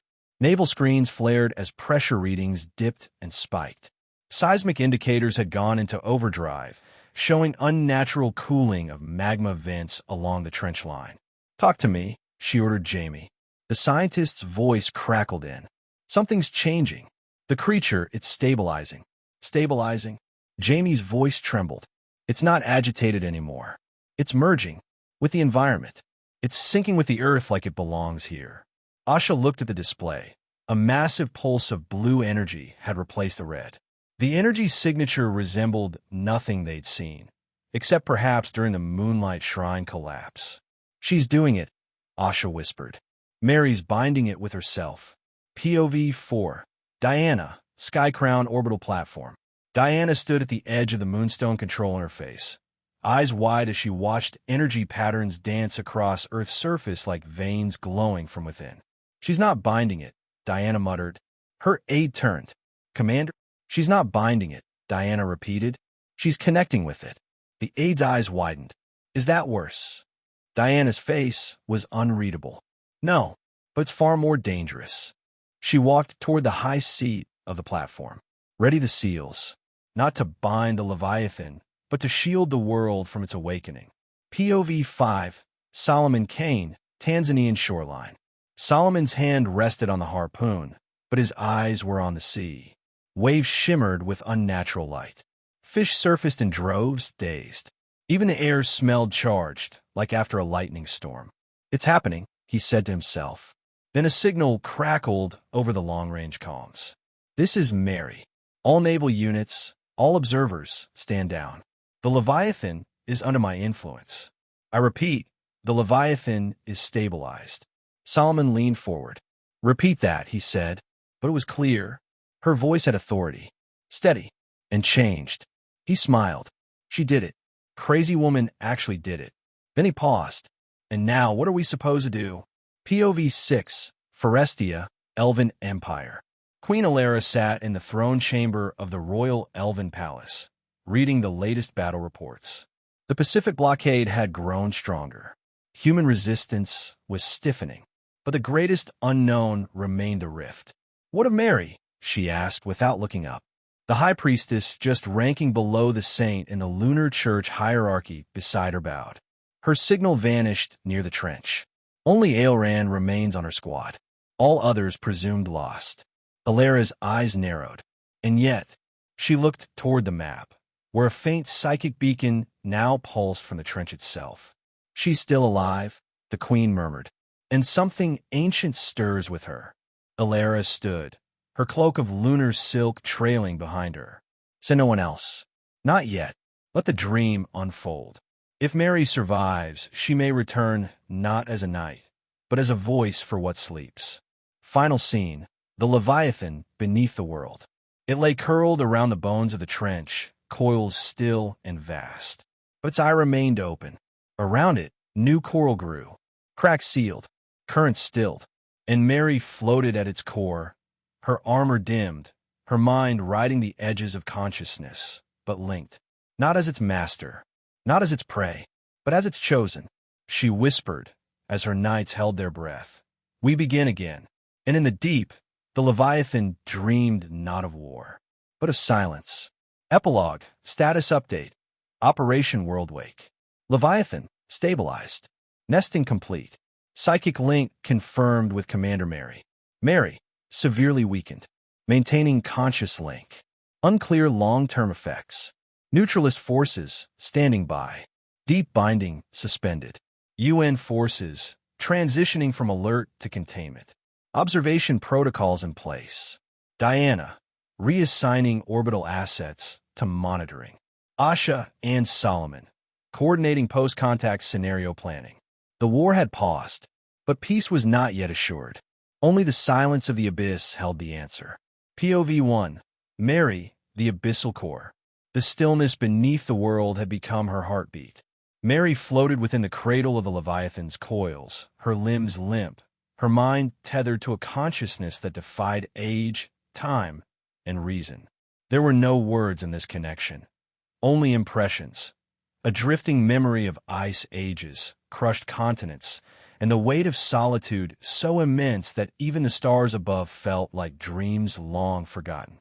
But now, there was her, a second heartbeat in the deep. Aelran knelt near the Leviathan's scaled body, still reverent, still awed. It no longer frightened him, not exactly, but the vastness of the creature, its calm, unsettled him in ways raw power never could. "Commander," he said softly, "can you hear me?" Mary's eyes flickered open. Their silver hue had deepened, now tinged with flecks of shifting blue and black, as if the trench itself had merged with her gaze. "I hear you," she said, her voice low, almost echoing within the cavern. "You've been in communion for 3 hours." She nodded. "It feels longer. It's difficult to describe. It doesn't understand time like we do, or even language. It understands intent, memory, pain. It remembers its creators. It remembers being left behind." Alarin's brow furrowed. "Is it going to attack?" Mary looked down at her hands, still gloved in cracked moonsteel, but something else flowed beneath her skin now. A presence, a pulse. No, not unless it's made to, not unless it's provoked again. A shudder ran through the stone beneath them. The Leviathan stirred, but only slightly, reacting to Mary's rising emotion. She closed her eyes and whispered, "Easy, old one. I know your rage." The tremor ceased. She stood fully then, slowly and with effort, her strength still returning. "We have work to do." POV 2. Asha, Command Center, INS Vikrant. The warship was deathly silent as the global feed continued broadcasting Mary's voice through the secured UN communication channel. Technicians froze mid-keystroke. Generals leaned closer to screens. The psychic link readings were off the charts. Mary's voice was calm, firm. "The Leviathan is stabilized. It will not attack unless threatened. I now speak for it, as its emissary." Asha stared at the screen, fingers curling into fists. She hadn't known Mary deeply, but she'd read the dossiers, studied her tactics, fought against her at sea, and now this? She's changed, Asha said. Jamie leaned in from the secondary console. That's not just Mary anymore. It's her merged with something that was never meant to speak with us. The Indian admiral stepped forward, face pale, but composed. What are her demands? Asha didn't answer. She didn't need to, because just then, Mary's voice returned, stronger this time. If the elven Prince Diag is still alive, and in the hands of human nations, you will return him to me. In exchange, I give you peace. The Leviathan will not stir against the surface. I will keep it asleep. That is my offer. The room erupted in tension. Asha's voice was ice. She's bargaining with the world. POV 3. Solomon Kane, Southern Naval Watch Post, Zanzibar. Solomon's boots echoed across the steel deck as he moved toward the observation platform. The Leviathan's presence had stirred the oceans. Fish migrated erratically. Sea storms had vanished without explanation, and tectonic pressure was dropping around known fault lines. She's not bluffing, he muttered. The officer beside him adjusted the radio. We just received direct confirmation. Leviathan seismic activity ceased the moment she spoke. Solomon nodded slowly. She's got the beast on a leash. The officer cleared his throat. But, Diab, that's a political minefield. He's still considered a high-value detainee by the Indian Intelligence Directorate. Doesn't matter, Solomon replied. If we keep him, we're gambling with something that can drown entire coastlines. He turned toward the sea. She's giving us a choice. Let's hope our side's smart enough to take it. POV 4. Commander Diana, Moonstone Control Interface, Orbit. Diana stared out of the main viewport as Earth turned slowly beneath her, the trench glowing faintly like a heartbeat through the crust. She has leverage, she said to her advisors. The senior tactician, an old high elf named Litharos, snorted. She's gone rogue. She made a pact with an abomination, and she stopped it from destroying our forward units. She prevented a second trench collapse. That abomination listens to her, and only her. Litharos grunted. She wants us to turn over a prince. To the humans. And then to her. No, Diana said. She wants to rescue the prince. And she's using the only card that makes her impossible to ignore. She turned toward the tactical board. Activate diplomatic channels. I want a summit of neutral nations, Luna Faithful, and UN Naval Command. Immediately. She won't wait forever. POV 5. Queen Alara, Royal Throne Hall, Forestia. The mirror altar shimmered, displaying the faint psychic pulse emanating from Earth's oceans. At its center was Mary's essence, altered, strengthened, elevated. She's ascended, Alara whispered. The high priestess behind her frowned. She has merged with a creature of pre-divine age. This is dangerous, my queen. Dangerous. Alara smiled faintly. Yes, but not to me. The priestess stiffened. She defies the moon doctrine. No one should bind with such a being. And yet, Alara murmured, no one else has. She turned. Issue a royal decree. Mary of the Royal Knights is hereby granted the title of Voice of the Deep. She is no longer merely commander. She is the emissary of Leviathan, our bridge to the abyss. The priestess faltered, even though she demands Prince Diag be handed over to her. Alara's gaze turned sharp, especially because of that. She's ensuring the prince's survival, and that means he still matters. She stood and raised a hand toward the map of Earth. Let the humans decide. If they value their shores, they'll listen. POV 6. Diag, Containment Facility, Indian Ocean Outpost. The cell was dim, cold, and lined with damp stone and human steel. Diag sat cross-legged, eyes closed, his silver hair dimmed from stasis spells. But now something stirred. A pulse. A heartbeat he knew. His eyes snapped open. Mary, he whispered. The Indian operative monitoring him noticed the spike in his magical signature. The room hummed with restrained power. He felt her, even across oceans. The operative blinked, then turned toward the wall communicator. Sir, we have a problem. The detainee is waking up. POV 7. Mary, atop the Leviathan. She stood on the curved ridge of the Leviathan's upper spine, exposed to the trench waters held at bay by a sphere of force from the creature itself. The beast had become her platform, her altar, her throne. Her voice echoed through satellite channels now. Every navy, every orbital station tuned in. I asked not for war. I asked for the return of what was taken. Prince Diag, my comrade. She paused. My beloved. The words rang like thunder across the calms. In exchange, I give peace. The Leviathan will not rise. The abyss will slumber. The oceans will be calm. She opened her eyes, bright with trench light. Refuse, and you awaken something no army can stop.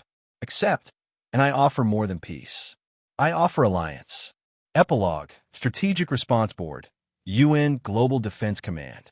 Mary, voice of the deep active. Psychic link confirmed with Leviathan. Leviathan, stabilized.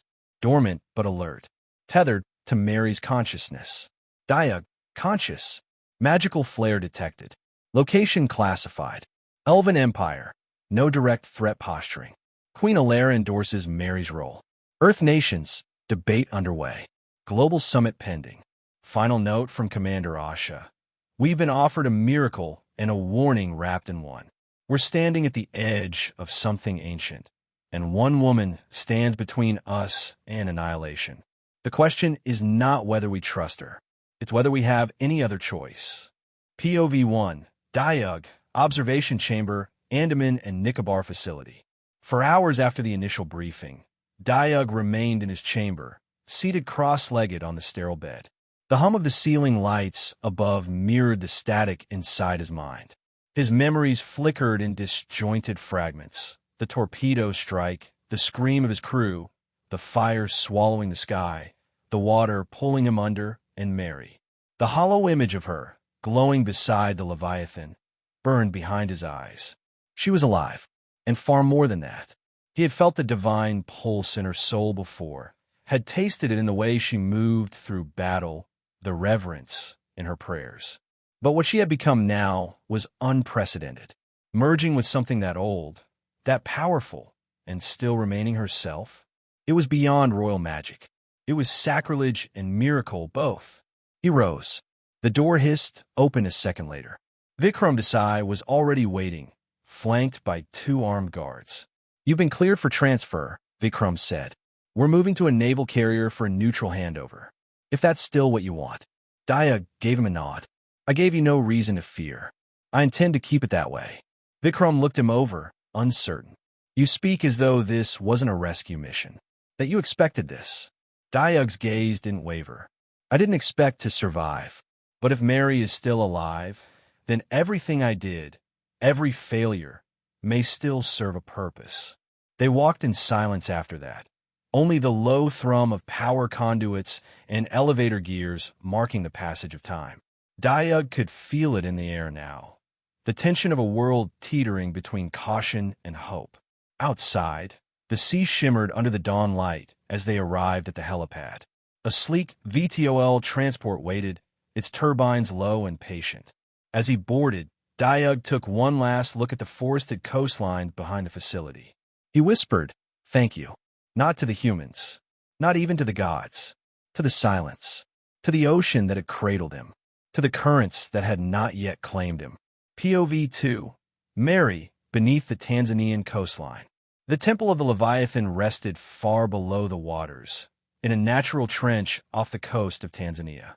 Coral and ruins tangled together around the colossal form of the ancient beast, whose heartbeat shook the water in slow pulses. Mary stood on a platform of glimmering stone, her armor long since replaced with flowing robes woven from Leviathan silk, threads of biolite and memory. The currents bowed around her presence, as if the ocean itself deferred. Elran watched her from a distance, ever silent, ever loyal. But it was Mary who felt the shift, the tremble in the deep. "He's near," she whispered. The Leviathan stirred, its scales shivering with resonance. Its thoughts brushed hers, curious, uncertain. "Bonded one, shall we rise?" "Not yet," she murmured. "Let him come. Let me see if he is still who I remember, or someone the sea must drown." POV 3. Naval ship INS Shakti, approaching Tanzanian waters. The Indian Navy had gone to great lengths to stage the meeting. Not on a base, not under satellite eyes, but on neutral waters, away from nations and cameras. A risk, but one taken carefully. Diug stood at the bow, cloaked in a simple tunic. His silver hair fluttered in the wind, his gaze fixed on the horizon. Then he felt it. A pull, not magical but primal. The ocean vibrating with breath. Like a sleeping god, dreaming, with eyes half open. He didn't need to ask where she was. His bones told him. Behind him, boots clanged. A man approached, broad, with storm-worn eyes and the unmistakable poise of someone who had faced death and walked away too often. "I assume you're the elf prince," the man said. Diug turned, and for a moment, just a heartbeat, he mistook the man's presence for that of a general, a commander. "You are the one who commands this ship?" The man smirked. "Not quite. Name's Solomon Kane. I'm just a specialist." Diug studied him, the old scars along his jaw, the aura of a man who lived in shadow and fire. "You with a mantle of leadership without the rank," Diug said. "Interesting." Solomon shrugged. "I've led enough raids to know that titles are just words. Action matters." There was a moment of silence between them. Then Diug asked, "Do you trust her?" "I don't trust anything ancient and godlike," Solomon replied. "But I do trust people who bleed for what they believe. Mary fits that bill." Diug's expression shifted. She always did. POV 4. Diana, Skycrown Orbital Platform. The orbital platform floated silently above the Earth, like a sentinel. Diana paced the observation room as live satellite feeds flickered across the screen. The Indian vessel moved steadily southward, hugging the edge of the naval blockade. "They're really doing it," she muttered, handing him back. Her aide nodded. "We've seen no hostile movement from the Leviathan since the demand. Our model suggests that Mary's link is suppressing its deeper instincts." Diana frowned. Suppressing or redirecting? The aide didn't answer. Diana pressed her fingertips to the glass. "If Diug wakes something in her, something too human, then we've lost more than strategic ground. We've lost the balance, and if she even harms his hair, then she will pay for it." POV 5. Underwater dock, Tanzanian trench. The small submersible descended into the deep, carrying only Diug, Solomon, and an Indian Navy pilot. As they neared the Leviathan's resting place, Diug felt it, not in magic, but in memory. The sea remembered his name. The Leviathan's breath pressed against the hull like thunder, turned to mist. And then he saw her. Mary stood alone on a stone rise, lit by bioluminescence. Her eyes glowed, not with magic but something deeper. The sub docked. Diug stepped out first. They stared at each other across the silence of the sea. No words. Not yet. Mary walked forward slowly. The trench around them quieted, even the Leviathan stilling. Solomon stepped forward, but Diug raised a hand. "Stay," he said gently. "This is not your moment." Solomon frowned, but didn't interfere. He lingered at the edge of the platform, hands near his weapons, just in case. Mary stopped just in front of Diug. She looked at him, at the faint scar along his collarbone, the way his silver hair had dulled. "You're thinner," she said softly. "And you," he said, voice equally quiet, "are terrifying." Mary exhaled slowly. "Do you understand why I call for you?" "I do," he said, "but I need to hear you say it." She looked up at him. "Because I needed something real. Something that knew me before I became this." Diug stepped closer. "You haven't become a monster, Mary." "Not yet. But I could," she whispered. "If they took you from me, forever, I might have let it all drown." A pause. Then she added, "You're not a hostage. You're a tether." The Leviathan pulsed behind her in agreement. Diug said nothing for a long moment. Then he reached up and placed his palm against her shoulder. "Then hold fast, Commander. We haven't lost everything yet." POV 6. Solomon Kane, Observation Deck.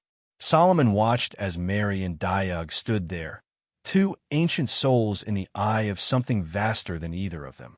Hikita's calm, they're talking. No hostility. She looks calmer. Asha's voice came through. Maintain distance. But if the Leviathan stirs... "I know," Solomon said. "I've got grenades, EMP rounds, and a god complex of my own. But I'm hoping we don't need any of them." He looked back at the pair. Because if this works, we might actually survive whatever's coming next. POV 7. Mary, embrace of the deep. Mary let herself lean into Diug's warmth. The Leviathan didn't resist. It accepted him as part of her, as someone trusted. I'm going to negotiate a ceasefire, she said, but I need you beside me. Diug smiled faintly. Then you shall have me, not as a prince, not as a warrior. She looked up, but as the one who never stopped believing in you. POV 8. Diana, Sky Crown. Diana stood in silence, watching the stream shared by her temporary human allies. No weapons raised, her aide said. No energy spikes. Diana allowed herself the smallest smile. Then perhaps, she murmured, there's still a future left to write. POV 1. Mary, Tanzanian Trench, Leviathan Temple. The warmth of Diug's hand lingered against her shoulder long after he stepped back. In the stillness that followed, the Leviathan's heartbeat faded to a background rhythm, its slumber deepening. The beast knew now. Its bonded one had made her choice. Mary turned away from Diug slowly, her robe flowing like liquid moonlight through the suspended ocean. We have 3 days, she said, voice calm, before the next moonrise, before the ocean begins to rise again. That's when the next pulse will happen. The Leviathan will awaken again, fully. It's not like before. It's accelerating. Diug's brow furrowed. Why? Mary met his gaze. Because I'm changing. Because the Leviathan and I are no longer two beings, but one. And it can feel my emotions.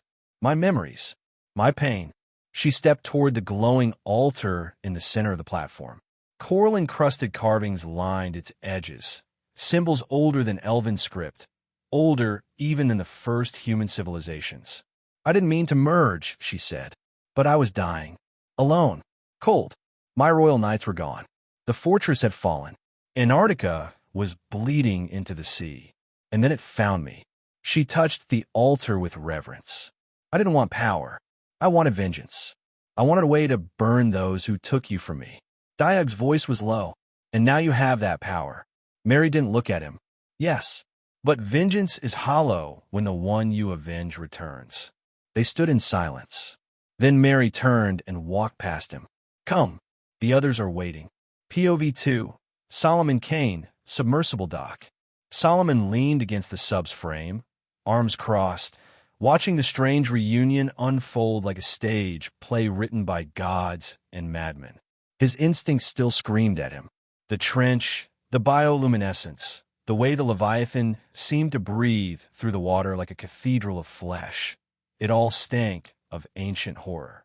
The kind that didn't need to roar to be terrifying. But Mary, she looked like she belonged here. That scared him more than anything. A faint buzz came through his calm. Asha here. Status. They're walking now, Solomon replied. Heading into the inner temple. No hostilities. No glowing eyes or tentacles so far. A pause. Copy, Asha said. Keep close. You're the only one she still responds to outside Diug. Solomon smirked. Lucky me. He followed from a distance, boots echoing softly against coral stone. POV 3. Asha, INS Vikrant, command deck. Asha stood rigid on the bridge, eyes locked on the multi-panel display showing Solomon's camera feed, live satellite overlays, and sonar pings. The naval blockade was holding steady, an arc of destroyers, frigates, and submarines forming a loose ring around the Tanzanian coast.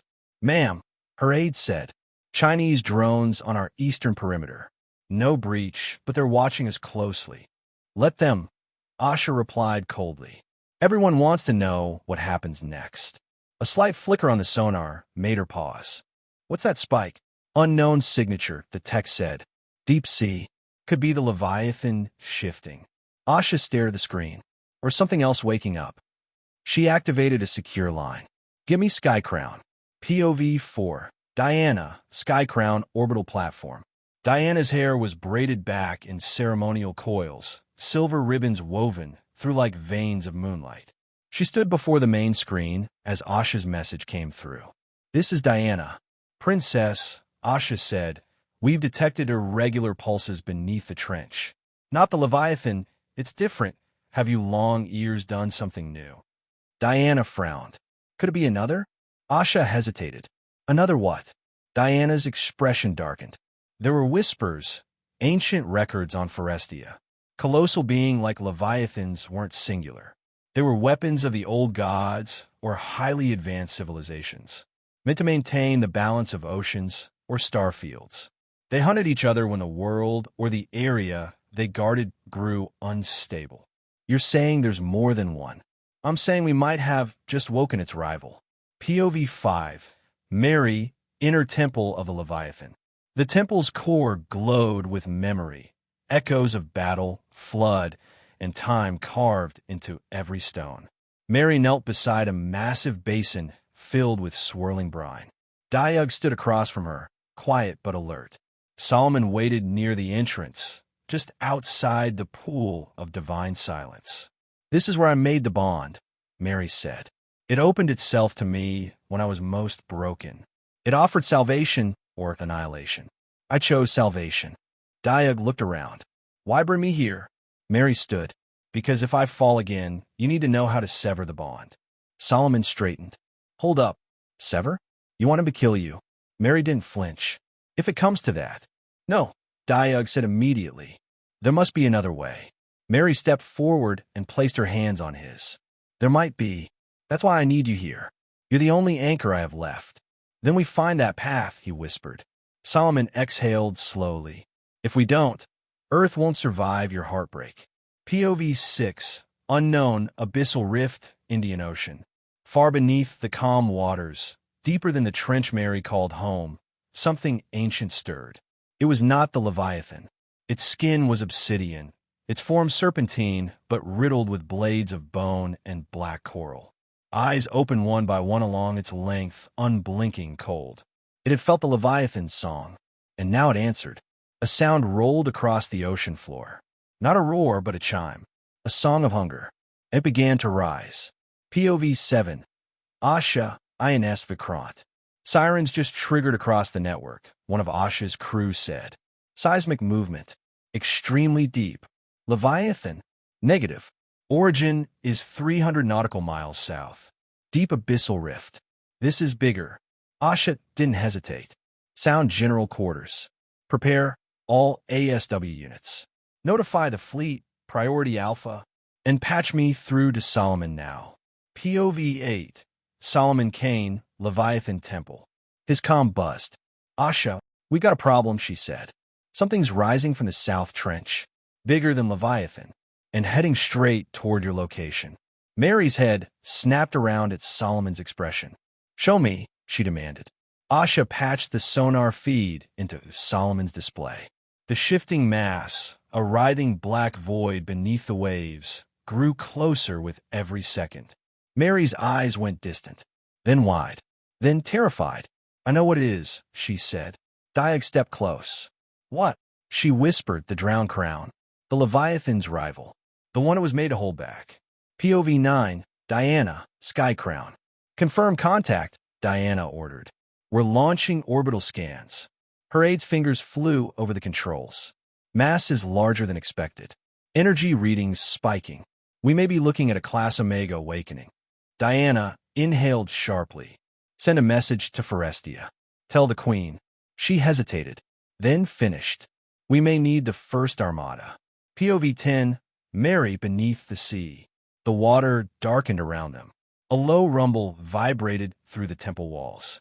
Mary turned to Diug and Solomon, her robes fluttering as pressure shifted. I need time to awaken the Leviathan fully. If we fight now, we die. Solomon's jaw tightened. Then by yourself time. We'll handle the front line. Mary looked at Diug. Will you fight by his side? Diug gave a solemn nod. Always. Mary raised her hand. The Leviathan stirred, and the temple shook. From the trench's edge, massive stone gates began to open, revealing the Leviathan's full form, stretching like a continent underwater. Solomon turned to Diug. Well, Prince, looks like we're going to war. Diug smiled grimly. Not a first for me on this planet, but I want this one to go a little better than the last one. POV 1. Solomon Kane, Leviathan Temple Gates. The gates yawned wider, releasing a cold current so ancient it smelled of salt, blood, and memories older than history. Solomon stood at the threshold, rifle in hand, as the first shadow of the Leviathan slithered into view. It wasn't just big. It was a living seafloor, a mountain that moved with purpose. Solomon spared a glance at Diuk. The prince was clad in modified Earth-Elven battle gear, enchanted and reinforced with marine alloys. His twin sabers gleamed faintly under the temple's bioluminescent glow. "No retreat?" Solomon asked, tone half serious. Diuk smiled grimly. "After everything, Cain, retreat would be an insult." They stepped beyond the sanctuary of the temple, into open waters where the pressure crushed lesser beings and fear itself had weight. Schools of spectral fish scattered from their wake. Above, the ocean trembled. Southward, blackness churned. A creeping titan rousing from the abyss, heralded by the low, predatory chimes that made Solomon's bones vibrate. The drowned crown was coming, and they were standing in its path. POV 2, Mary, Inner Temple.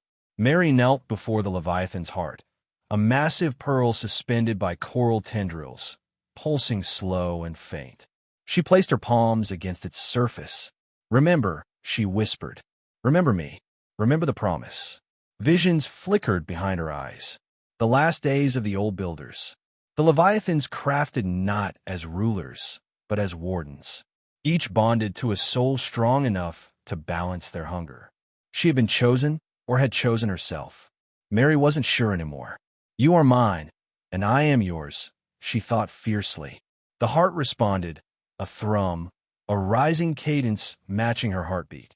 The temple stones groaned as the Leviathan stirred deeper, shedding layers of sediment and memory. But it wasn't enough. Not yet. She pressed harder, feeling her consciousness bleed into the creature's vast mindscape, a realm of dark oceans and drowned stars. She had to wake it fully before the crown reached them.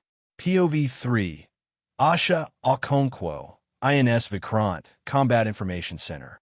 The combat deck buzzed with tension, the whir of machines and clipped voices painting a picture of barely controlled chaos. Enemy mass now within 500 kilometers, a radar tech barked. Multiple signatures, fragmentations detected. Possible biological weapons or spawn. Commander Asha Okonkwo stood at the center of it all, a pillar of calm focus. Her exo-helmet hung at her belt, her tightly braided hair pulled back neatly, her navy blue command coat flaring slightly as she moved. She leaned over the primary tactical map, eyes sweeping across the formation. Indian, Australian, Japanese, and South African ships formed a multinational defensive net across the trench mouth, a force pulled together by the UN, with Asha handpicked to lead them after her earlier victories against the Elven incursion. She tapped into the main fleet broadcast. "This is Commander Asha Okonkwo." Her voice carried no hesitation. "All units, hold the line. Weapons free. Target anything breaching the perimeter. Protect the Leviathan Temple at all costs." Outside the reinforced windows, aircraft launched from carrier decks. Destroyers adjusted their formations. Missile batteries swiveled toward the deepening darkness on the horizon. Asha set her jaw. They weren't just defending a strategic position. They were standing between humanity and an ancient apocalypse. POV 4. Diana, Skycrown Orbital Platform. Orbiting far above, Diana watched the tactical feed unfold in real time. She saw the lines of Earth's navies, the rising shadow of the drowned crown, and the barely stirring mass of the Leviathan. And she knew it wasn't enough. "Elven First Armada status?" she demanded. "Transition complete," her aide said. "Portal stabilization in final phase. Estimated arrival time, 5 hours. Too slow, Diana thought. Prepare Skycrown's main cannon for surface bombardment. If the crown breaches the line before the Leviathan wakes, we fire." Her command shocked the aides into momentary silence. "But Princess, that's Earth's sovereign territory. It's that or extinction," Diana said coldly. "Prepare the cannon." Far below, deep-sea tremors cracked the seabed. The old world was about to bleed into the new. POV 5. Solomon Kane, Trenchmouth. The water before them darkened unnaturally. Solomon aimed down the sight of his rifle. He could see the crown now, its jagged form slicing through the sea, like an obsidian reef dragging itself in a battle. Smaller creatures peeled off from its sides, nightmare spawn with skeletal fins and gaping maws. Corrupted offshoots made for slaughter. "They're sending in vanguard beasts," Solomon said. Diug's sabers hissed as he drew them. "They will regret that." Together, they braced as the first wave hit. The spawn rushed forward with impossible speed, serrated limbs flashing. Solomon dropped 3 with precise shots to the head. Diug met the surge with a spinning dance of blades, each stroke severing multiple enemies at once, his strikes augmented by magic pulses that boiled the surrounding water. Still, for every creature they felled, 2 more took its place. "Too many," Solomon growled. A sudden roar shook the trench. The Leviathan shifted, an entire mountain rousing from sleep. Massive tendrils, barnacle-encrusted and radiating raw power, unfurled from the deep, crushing dozens of spawn with casual indifference. Mary's bond was working, but the crown was still coming, and it was bigger, stronger, and filled with a hatred that made the ocean itself shudder. POV 6. Mary, the Heart Chamber. Mary screamed as the bond deepened. The Leviathan's mind was vast and alien. Memories of wars waged beneath forgotten seas, of ancient stars dying overhead, filled her senses. She clung to herself, to Diug's face, to Solomon's dry sarcasm, to the sunrises she barely remembered. "Wake up," she begged. "Please, I need you." The heart pulsed harder. A sudden surge of warmth enveloped her. She felt the Leviathan's soul recognize her completely, not just as a temporary host, but as its bonded will. The creature's consciousness merged with hers, and together they roared. POV 7. Asha Okonkwo, INS Vikrant. The ocean ahead erupted. A ridge of living mussel and coral broke the surface, sending colossal waves racing outward. For a moment, the entire combat center fell into stunned silence. The Leviathan had awakened. Cheers erupted across comms, French, Indian, South African, Brazilian voices merging into a rising tide of hope. Asha allowed herself a small, grim smile. "We're not dead yet," she said, voice steady as she leaned toward the comms unit. "All units, maintain formation. Adjust firing solutions. Prepare for the crown's main body." On the horizon, the monstrous silhouette of the drowned crown loomed larger still, a falling god, a crawling apocalypse. The real battle was just beginning. POV 8. Diana, Sky Crown. From orbit, Diana watched Leviathan rise. Even from space, the creature dwarfed entire cities. She turned to her staff. "Hold fire," she ordered. "The Leviathan is active. But the crown?" Diana narrowed her eyes. "Let them clash first. Pray Earth's champion is strong enough." POV 9. Solomon Kane, Battlefield. Water twisted violently around them as the Leviathan surged forward. Solomon barely kept his footing, grabbing a coral outcrop. The drowned crown descended, maw opening like a gateway to hell. And the Leviathan struck. The impact sent shockwaves that shattered stone and boiled water. Solomon and Diug were thrown backward, tumbling through the chaotic currents. Above them, the 2 primordial beings battled, claws ripping, tendrils thrashing, energy discharges rippling through the ocean in waves of devastating power. Spawn creatures were crushed like insects in the crossfire. Solomon coughed out a mouthful of blood, pulled Diug upright. "We need to clear the field," he shouted. "No," Diug said, eyes burning with determination. "We fight. We stand. We bear witness. Because what happened here would decide not just Earth's fate, but Forestia's, the elves, and every soul who dare to call this ocean home." POV 10. Mary, the Heart. Her body floated at the center of the temple, connected to the Leviathan by streams of living light. She felt its pain as the crown's fangs tore into ancient flesh. She felt its fury as it fought back. And she gave it her will, her rage, her sorrow, her stubborn defiance. Together, they would not yield. Not to history, not to gods, not to oblivion. POV 11. Unknown entity, watching. Far beyond the battle. In another trench, even deeper than this, an eye opened. It watched. It calculated. It waited. Because if the Leviathan and the crown destroyed each other, the real feast would begin. POV 1. Solomon Kane, shattered battlefield. Currents spun in deadly vortexes as the Leviathan and the drowned crown clashed.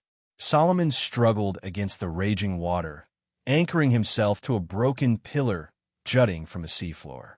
Around him, the battlefield dissolved into madness. Ships tossed like toys, spawned creatures flung aside like debris, and bursts of ancient magic igniting the dark. His comms crackled, barely functional. "This is Kane," he barked. "Diug, Mary, report." Only static answered. Above, the two monsters warred. The Leviathan's coral-armored bulk crushed into the drowned crown's jagged form, tearing free slabs of blackened flesh. Yet the crown retaliated with brutal ferocity, latching onto the Leviathan's flank with serrated tendrils and draining energy in visible streams of sickly green light. Solomon gritted his teeth. They had no time to marvel at ancient battles. They had to survive.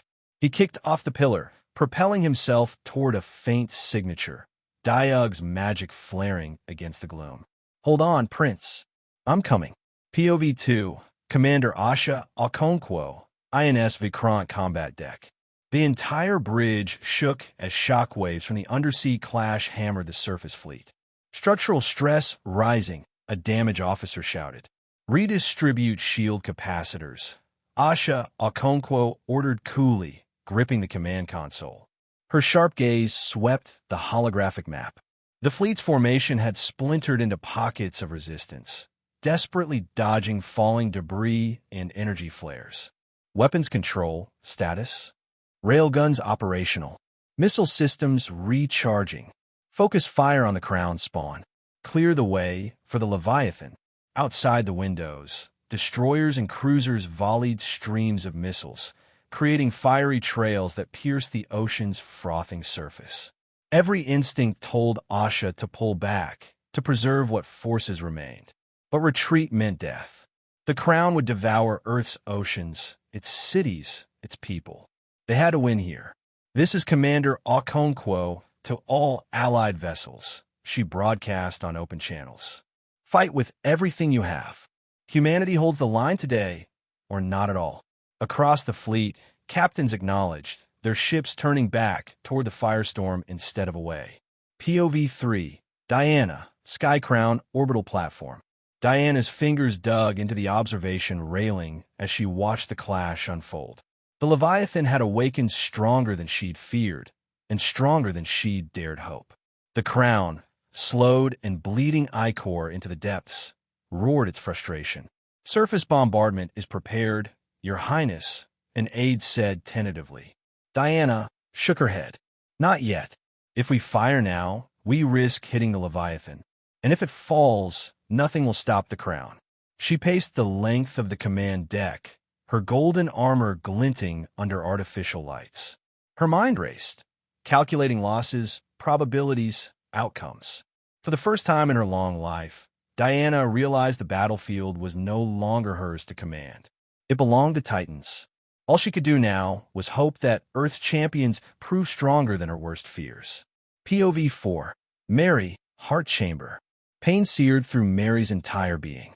Every wound the Leviathan suffered echoed in her soul. She floated, weightless and translucent, a conduit between the creature's will and her own dwindling strength. "I will not fail," she told it.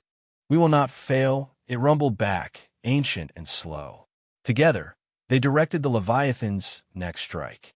With a primal bellow that sent tsunami waves racing across the seafloor, the Leviathan coiled and slammed into the crown's core mass.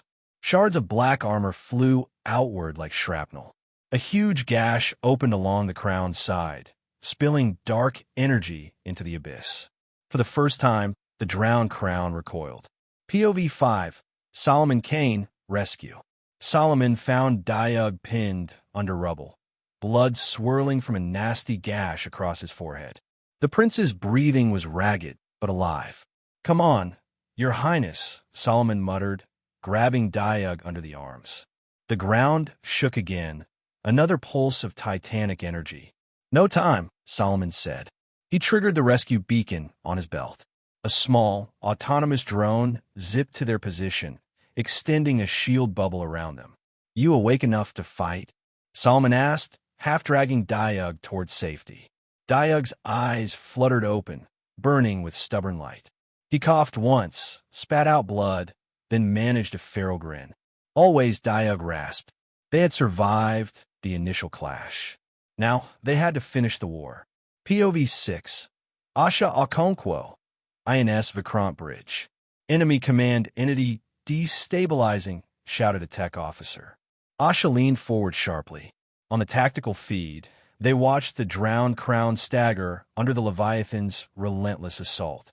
The corrupted spawn faltered, their coordinated attacks breaking apart into disorganized frenzies. "This is our chance," Asha said. "Launch full barrage now." Outside, missiles roared from every launch tube, saturating the water with destruction. Depth charges detonated in brilliant clusters. Torpedoes found gaps in the spawn ranks, blasting apart the monstrous tide. Asha's knuckles turned white on the console. "Come on, Mary. Finish it." POV 7. Diana, Sky Crown platform. New readings flared across Diana's displays. The drowned crown was losing cohesion, its energy bleeding out, its mass destabilizing, but wasn't dying quietly. The crown's shriek was felt more than heard, a pulse of despair and hatred that boiled the ocean above it.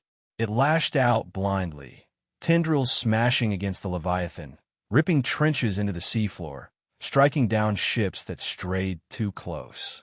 One Australian destroyer was split clean in half. A Japanese sub disappeared in a cloud of imploded steel. Diana watched with tight lips. "Prepare emergency teleport relays," she ordered quietly. "If the crown falls, something worse may rise from its corpse." POV 8. Solomon Kane and Diug, final charge. Solomon and Diug swam through the collapsing battlefield, dodging broken architecture and dying spawn. "There," Solomon pointed. The crown's main core, an exposed mass of writhing energy, shuddered, struggling to stay anchored in the mortal plane. "We hit that," Solomon said. "We end this." Diug nodded grimly. "Then we strike together." He drew his sabers once more. Solomon checked the last magazine in his rifle. Together, they charged. Spawn creatures hurled themselves at them, screeching. Diug spun in lethal arcs, his blades carving a path through flesh and bone. Solomon fired relentlessly, each shot precise and lethal. They reached the core, and they unleashed everything. Diug plunged both sabers deep into the crown's heart. Solomon emptied his rifle, then drew a combat knife and drove it into a pulsing node. The crown shuddered. A sound like the death cry of a planet split the depths. And then, POV 9, Mary, the final command. Mary felt the crown's core falter. Now, the Leviathan rumbled. Channeling the last of her strength, Mary poured herself into the Leviathan's mind, guiding its final attack. The ancient titan reared back, tendrils gathering impossible energy. Then it struck. A pulse of raw life force, channeled through the Leviathan's body, slammed into the drowned crown's wounded core. The crown's structure unraveled. It didn't simply die. It was erased, its form dissolving into a cascade of broken magic and blood-black water. The battlefield fell eerily silent. The drowned crown was no more. POV 10, Commander Asha Okonkwo, Aftermath. On the INS Vikrant, the silence was deafening. No new attacks, no fresh spawn, just debris and the slowly calming sea. Asha exhaled long and hard. We did it," a junior officer said, awed. Asha nodded, a slow, grim smile breaking her usual iron composure. "Damage reports. Search and rescue priority 1. Begin recovery operations. And give me a direct line to UN command." "Earth had survived." "Barely. but had survived. POV 11, Diana, Orbit. In the Sky Crown, Diana allowed herself a rare, genuine smile. Perhaps humanity wasn't as fragile as she believed. Stand down all orbital weapons, she ordered. Today, Earth's champions had earned their world. Tomorrow, they would talk of alliances and reckonings. But tonight, victory belonged to the mortals. POV 12, Solomon Kane, Victory's Cost. Solomon knelt by Mary's unconscious body within the crumbling heart chamber. Her breathing was shallow but steady. Tendrils of bioluminescent coral curled protectively around her, as if the Leviathan itself guarded its bonded soul. Diag approached, still bleeding but upright. She did it, Solomon said, voice rough. No, Diag corrected softly, looking at the fallen spawn, the shattered crown. We all did. They stood there in the fading light of the temple, battered but alive. Earth's oceans whispered around them. For now, peace. But in the cold trenches of the deep sea, something else stirred. Something that had waited too long in darkness to remain sleeping forever. POV 1, Commander Asha Okonkwo, INS Vikrant, forward command deck. The sea had calmed, not completely, but enough that the tension gripping Asha's chest for hours finally loosened. The displays around her showed smoke trails drifting lazily over scattered ship hulls. Fires flickered in the wreckage of what had once been a combined naval line. All across the fleet, medical drones darted between decks, ferrying wounded. The water no longer boiled. It merely churned. Send out wideband distress recovery beacons. Asha said, voice tight with fatigue. I want full sonar sweeps of the trench perimeter. Any heat spikes, anomalous movement, anything that even twitches, we hunt it. Ma'am, replied her operations officer. She leaned forward, resting her elbows on the console. Her reflection in the screen looked like a ghost. Blood on her brow, hair damp with sweat, eyes sharp but sunken. She didn't feel victorious. She felt like a survivor. Asha's comms officer turned. Incoming encrypted line from UN Oceanic Command. She sighed. Put them through. The admiral's face appeared, stoic, severe. Report. The drowned crown is gone, Asha said simply. The Leviathan is alive. Our side held. There was a pause. Then, we've detected a power vacuum. Spawn signatures worldwide are vanishing. Satellite footage confirms widespread collapse. But something else stirred down there, she added, her voice quiet. The crown's death wasn't the end. The admiral stared at her for a long moment. Then this isn't a time to rest. No, Asha agreed. It's a time to prepare. POV 2, Mary, Between Worlds. Mary floated in warmth and shadow. She wasn't sure if she was dead or dreaming. The pain had dulled, as if she were submerged beneath layers of silence. Yet she could feel the Leviathan's pulse, faint now, gentle. You're not broken, it said. She opened her eyes figuratively. The world she inhabited was not physical. She hovered inside the Leviathan's mind, suspended in the echo of its thoughts. The war form is injured. My slumber must return. But you? Am I dying? She whispered. No, it rumbled. But you are changed. Mary felt her hands. Her skin shimmered faintly with bioluminescence. Coral-like veins traced the undersides of her arms. You used me, she said softly, not in anger, but awe. We merged, the Leviathan said. You let me form. I'll let you survival. Mary closed her eyes again. Will I be normal?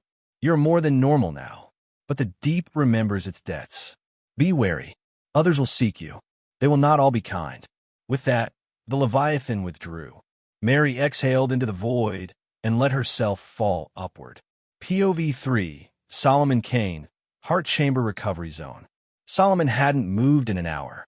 He sat cross-legged beside Mary's motionless form, his rifle disassembled on his lap. Every so often, he checked her vitals. Still stable, still breathing. Diag stood nearby, arms folded across his bruised chest. A thin scar now traced the side of his cheek, where a crown spawn had clipped him. Blood had dried into his collar, and his sabers were still stained dark. I've asked for a medevac team, Diag said quietly. Solomon nodded, but said nothing. Instead, he glanced down at Mary again and murmured, "She was the blade that killed a god." "She was the god," Diog replied, a hint of reverence in his tone. Above them, the coral structure that had once housed the crown's power had begun to crumble. Chunks floated free in slow motion, drifting upward toward the surface like bones released from a corpse. Solomon stood slowly. "We're not done." "No," Diog agreed. "The crown is dead, but power doesn't vanish. It collects." POV 4. Diana, Sky Crown, Orbital Throne Hall. Diana watched the unfolding recovery operations through her command suite. A sprawling projection wrapped around the room, showing Earth's oceans dotted with UN fleets and salvage craft. The data feeds confirmed it. Spawn populations were dissolving. Sea routes reopened. Global trade, coastal cities, and naval stability were stabilizing. But Diana's golden eyes narrowed. A vacuum always attracts new contenders. She turned toward her inner circle. Her commanders stood silent, watching her. "We've confirmed seismic activity around the Mariana Rift," one said. "Nothing hostile yet, but irregular energy signatures." Another added, "The Leviathan's pulse is declining. It is returning to hibernation." "Then Earth is exposed again," Diana said, "and we cannot afford to be unready. Prepare the Titan Sentinel protocols." "Princess," a commander asked. Diana's voice was low, fierce. "The deep is wounded, but wounded beasts bite hardest. We guard the wound, or we lose this world again." POV 5. Asha Okonkwo, UN Global Council Transmission Room. Asha stood before a row of holograms, generals, scientists, heads of state. The emergency UN session had begun just minutes after confirmation of the Crown's destruction. "This is not a victory speech," she began. "This is a warning." She tapped a panel. The display showed sonar scans, geological tremors, and psychic readings across the oceanic crust. "The Leviathan won us time, not safety. There are other things down there. We know now the Crown was only a part of something greater, something layered." Tiered. The room fell into tense silence. Finally, a diplomat asked, "Are you proposing a full militarization of the oceans?" "I'm proposing a permanent global oceanic defense initiative," Asha said, voice rising. "Orbital scans, AI-patrolled trenches, magical and psionic liaisons embedded with all fleets." "And if the public resists?" another official asked. Asha met their gaze. "Then tell them the truth. We fought a god, and we won. But next time we might not." POV 6. Mary, Medical Bay, aboard the Vikrant. Mary awoke with a gasp. Lights blinded her briefly. She winced, raising a hand, only to pause as her skin glowed faintly under the medical lamps. "Still yourself," came a familiar voice. Solomon sat by her bedside, unreadable. "You've been asleep for 2 days," he said. "Doctors say you're stable, but different." Mary looked down at herself. Her heartbeat sounded wrong. Too slow, too deep. "I feel like I'm still down there," she whispered. "You were deeper than any of us," Solomon said. "Part of the Leviathan's mind. You guided its final strike." Mary remembered flashes. The Crown's dying scream, the Leviathan's rage, and her voice merging with something older than humanity. "I saw something," she murmured. "Beneath the Crown, beneath the trenches. Something watching." Solomon tensed. "You're not the first to say that." She met his gaze. "We didn't win," she said quietly. "We survived the first move." POV 7. Diug, Subsurface Ruins. Later that night, Diug returned to the ruins where the heart chamber had been. He stood alone amid the drifting debris, staring at the remnants of the battle. He touched the scar on his cheek, eyes haunted. There was another presence, he said to no one. A shimmer appeared beside him. A projection, Diana, distant but focused. "I felt it too," she said. "Something waiting. Not the Leviathan. Not the Crown. Deeper." Diag nodded. "The battlefield is silent now. But that silence is the breathing of something still asleep." He paused, then added, "We must be ready when it wakes." Diana's image flickered, her eyes narrowing. "We will be." POV 8. The Deep One. Beneath the broken oceanic crust, deeper than satellites could see, deeper than sonar could penetrate. A shape shifted. Not dead, not yet alive. The drowned crown had been a harbinger, a splinter of what once ruled when Earth's sky was red and its seas black. Now, stirred by the echo of its death, the deep one opened an eye the size of a continent. Its pupil reflected only stars and hunger. It did not rage. It did not roar. It waited, because it knew Titans bleed, and when they bleed, they call. POV 1. Commander Asha Okonkwo, INS Vikrant, forward command deck. The Indian Ocean stretched endlessly, its surface deceptively calm.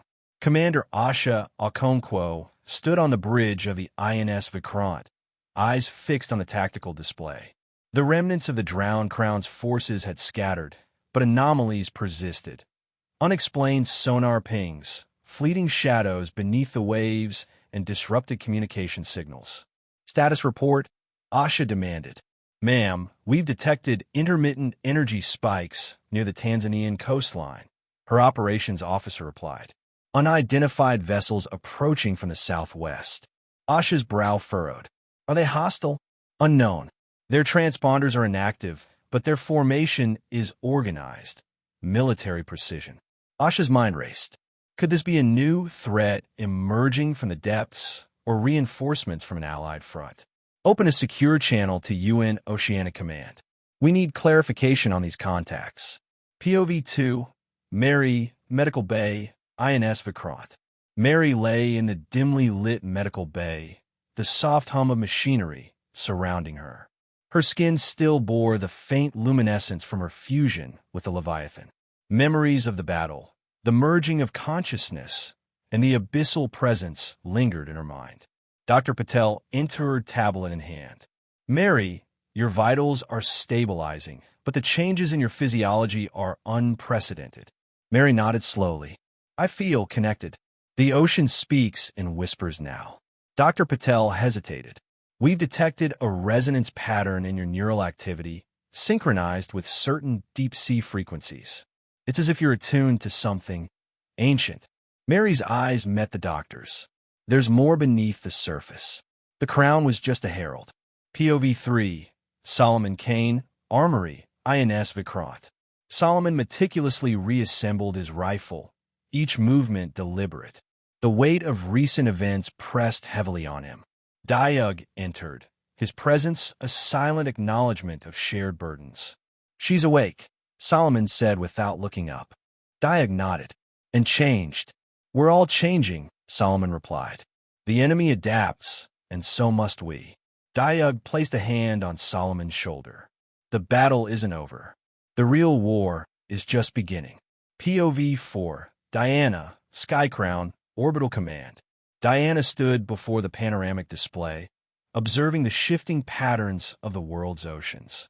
The data confirmed her fears, new rifts forming, energy surges in previously dormant zones, and the unsettling silence from the Leviathan. Initiate Titan Sentinel protocols, she ordered. Mobilize all available assets to the Indian Ocean. We cannot afford to be reactive. Her aide approached.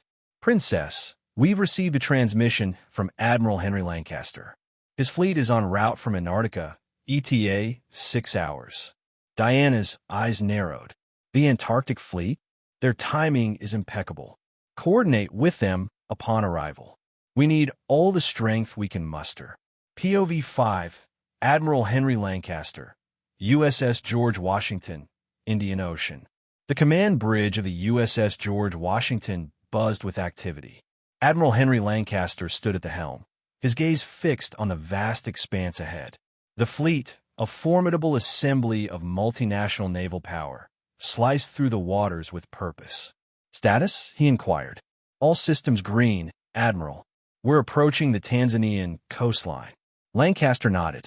Prepare for integration with existing UN forces. Our mission is to stabilize the region and eliminate any residual threats. He turned to his communications officer. Send a message to Commander Asha Okonkwo aboard the INS Vikrant. Inform her of our imminent arrival and readiness to assist. POV 6, Commander Asha Okonkwo, INS Vikrant, forward command deck. The secure channel crackled to life.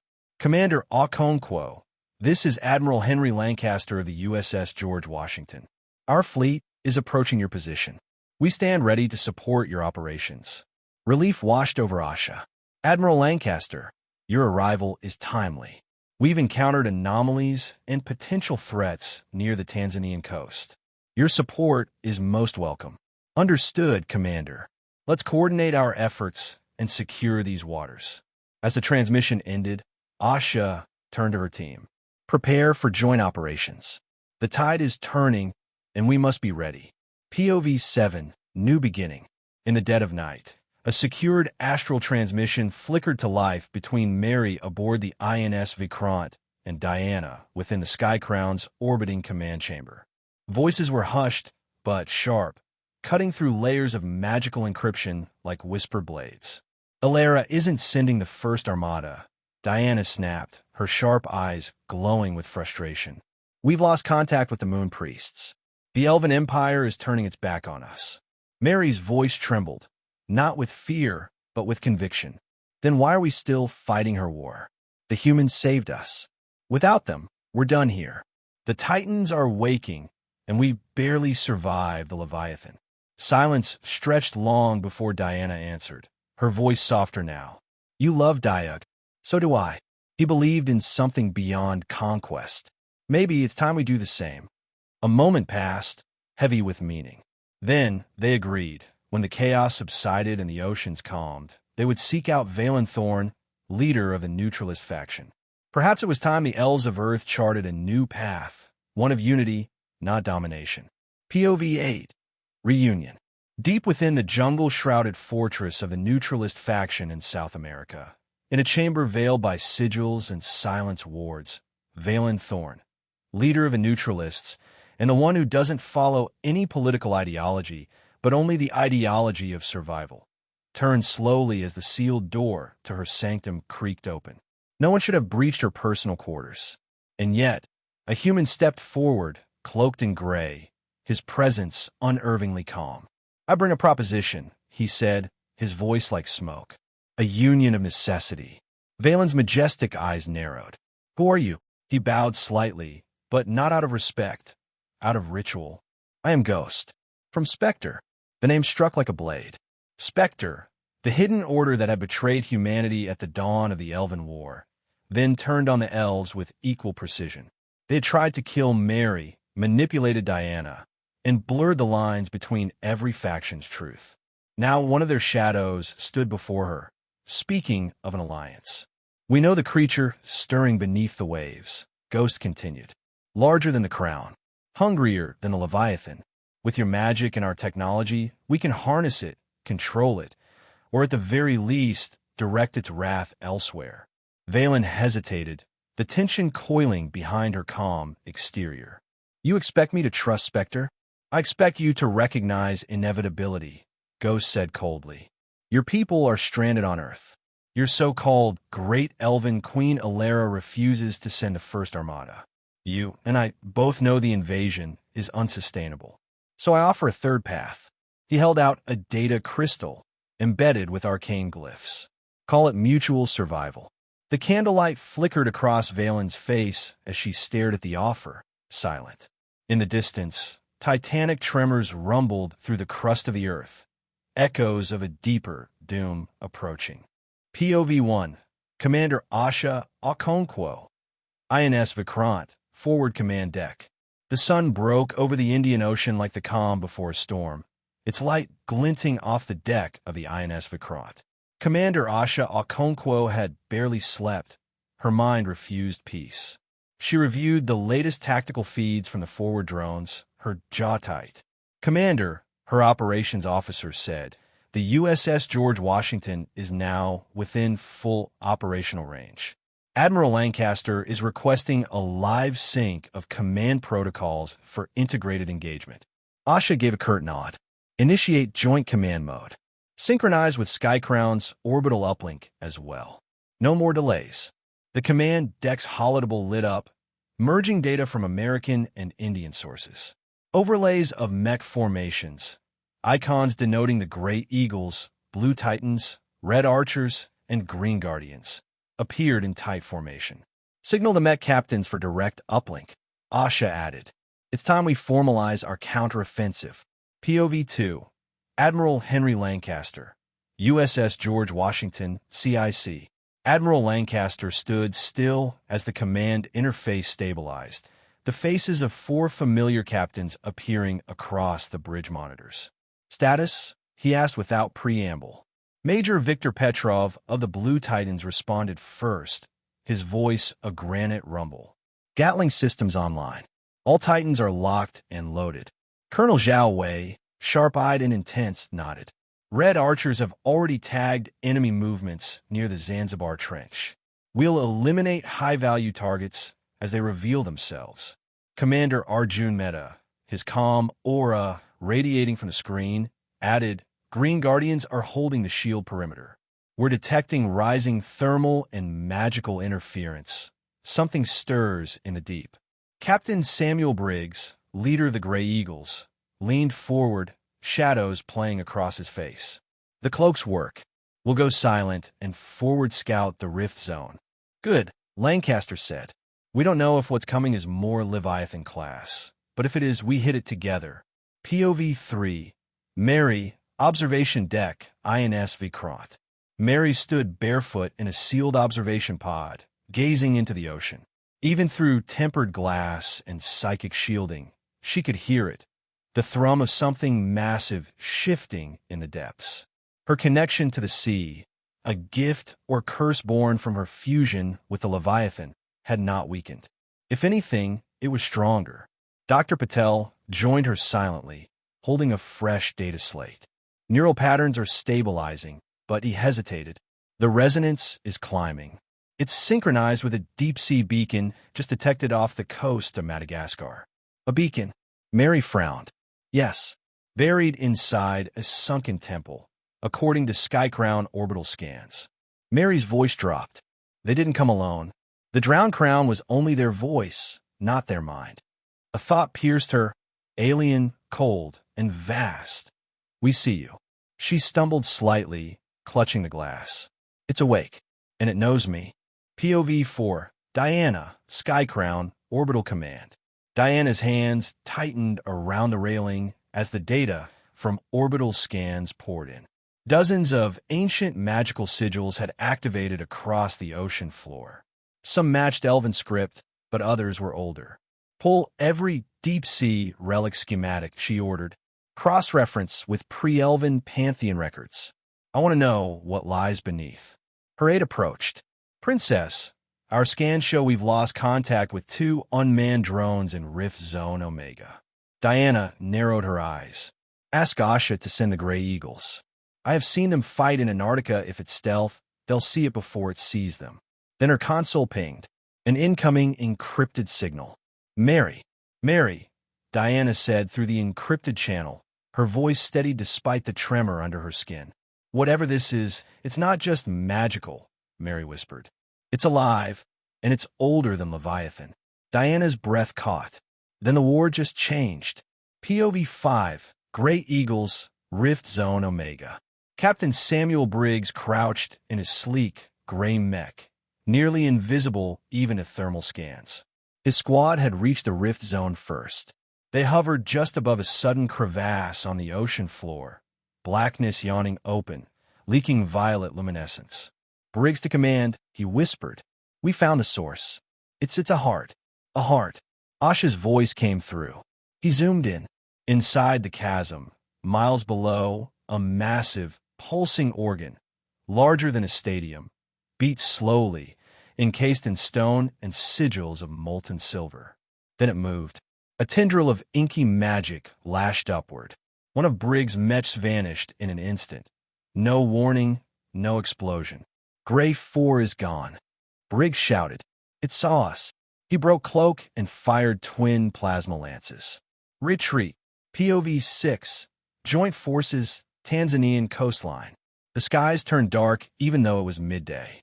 Storms, unnatural and sudden, gathered above the coastline.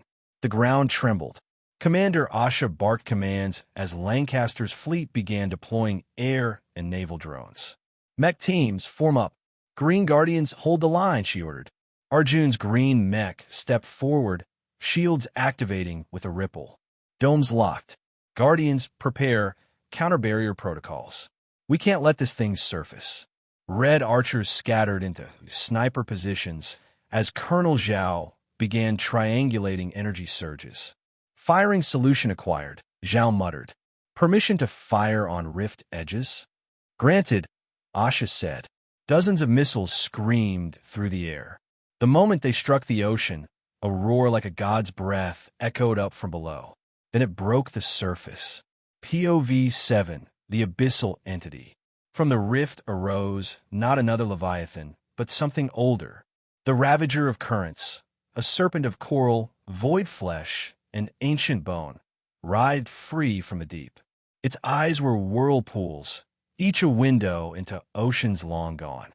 And Mary heard its voice in her mind. We are the owners of currents and shall claim our rule. POV 8, Valen Thorn, Neutralist Fortress. Valen stood atop the ancient watchtower, her magic sight piercing across oceans. The entity that now walked the surface was more dangerous than the one her ancestors had tried to seal many eons ago, but ultimately failed to do so and had to beg Goddess Luna for her divine grace. She clenched her jaw. Ghost, she said to the shadow behind her. Is this what you meant by inevitability? He nodded. Yes, but it's not your doom. Not yet. He handed her the data crystal once more. We can chain it, bind it, but we need your help. You and Mary. Valen stared at the rising storm. She saw armies moving. She saw alliances shifting. Then it's time to call a conclave. Ghost tilted his head. Of elves. No, she said. Of everyone who wants to survive. POV 1. Commander Arjun Mehta, Tanzanian coastline, forward mech line. The wind howled like an animal as Arjun's mech dug its heels into the shifting sand. The Green Guardians formed a wedge formation, shield domes overlapping, glowing bright jade under the darkened skies. Magic and static crackled across the battlefield as ocean waves surged unnaturally inland, crashing against the mech's feet like claws of a furious god. The ravager of currents towered beyond the bay, its body a mass of void-touched coral and abyssal bone. Tendrils of magic coiled in the air like serpents of vapor, and its voice echoed across both mind and metal. Bend or break. There is no standing tide. Arjun's voice cut clean through the command channel. Shields reinforced. Guardians, stand your ground. As the beast's first magical barrage slammed down, an arcing bolt of obsidian lightning, the Guardian's domes flared, holding firm. But Arjun could feel the force beneath it. This wasn't just magic. It was ancient will, pressing down like the deep sea. Briggs, he called over the comms, status. POV 2, Captain Samuel Briggs, Gray Eagles, flanking formation. We're bleeding, but not broken, Briggs said, his voice grim. Of the original Gray Eagles, 2 units had gone dark. Their mechs hadn't just been destroyed. They were erased, as if devoured from reality. Still cloaked, his remaining eagles had flanked the Ravager's left side, plasma lances warming up. Permission to fire synchronously with the Red Archers. Colonel Zhao Wei came online. Granted. Sniper locks acquired. Fire on my mark. Briggs' hands flew over the controls. His mech rose out of cloak, the twin plasma lances unleashing crackling beams. At the same instant, the Red Archers released a barrage of radar-guided missiles from hidden cliffside platforms. The barrage struck the Ravager's left flank. For a moment, it reeled, one of its tentacles severed and evaporating into vapor. The battlefield held its breath. Then it shrieked. The cry shattered 2 low-flying drones mid-air and sent a wave of psychic backlash through the mech pilots. Briggs clenched his jaw, blood trickling from his nose. Didn't like that, did you? He muttered. Round 2 loading. POV 3. Mary, INS Vikrant, inner chamber. Mary floated inches off the steel floor, suspended in a bubble of psychic containment and magic wards. Her skin shimmered faintly, and her eyes were silver. Not elven silver, but deep ocean moonlight, filled with something other. Dr. Patel and Diug stood outside the containment ring, watching her intently. "She's changing again," Patel murmured. Diug's lips were dry. "She's synchronizing. The Ravager, it's reaching into her." Mary opened her eyes. "No, I'm reaching into it." Her hand spread, and through the psychic link, her mind plunged into the ocean's abyss, into the mind of the Ravager of currents. She saw fragments, temples swallowed by tectonic rifts, elven fleets from forgotten ages torn apart mid-sea, Luna's sigil burned into the bones of ancient serpent gods. The Ravager was not a beast. It was a kingdom, a lost god of current and memory, sealed long ago beneath a temple not by force, but by bargain. And now it had been disturbed. Mary whispered, "It wants its crown." POV 4. Valen Thorn, ruined watchtower, Eastern Cape. Valen watched the oceans boil from atop the broken tower, the air heavy with old magics. With a flick of her fingers, she activated the Conclave Sigil, an ancient elven device made to call all trusted houses for dire negotiations. She had modified it. The signal it now sent out would reach elves, humans, magi, even Jinn enclaves, those once deemed enemies or exiles. All would feel it, a summoning flame under their skin. Beside her, the shadow known only as Ghost adjusted his blade. "You're burning old bridges." Valen nodded. "Because I saw what lies beneath those waves. We need an armada of the willing." "Even your enemies?" Valen's eyes gleamed. "Especially them." POV 5. Admiral Henry Lancaster, CIC, USS George Washington. "Status of the Red Archers?" Lancaster asked. "Colonel Zhao reports 6 units down, but the last strike pushed the Ravager into temporary retreat," the operations officer replied. "Temporary," Lancaster echoed. "Not good enough." He pressed a key, bringing up satellite feeds. The temple. It's reactivating. The ancient structure beneath the rift zone, covered in molten silver runes, had begun to rotate. Massive rings spun around the core, opening a gate-like structure pointing skyward. Diana's voice crackled through the secure channel. "Admiral, this is a planetary anchor. If it fully opens, the Ravager might call others." "Other what?" "Other abyssal gods," she said grimly. Lancaster didn't hesitate. "All mechs, prepare for full armament strike." "Petrov, your Titans are up." POV 6. Major Victor Petrov, Blue Titans. The Blue Titans strode forward like ancient war golems, Gatling guns spinning, railguns warming. Their formation was a wall of walking thunder, and when Petrov gave the order, they opened fire.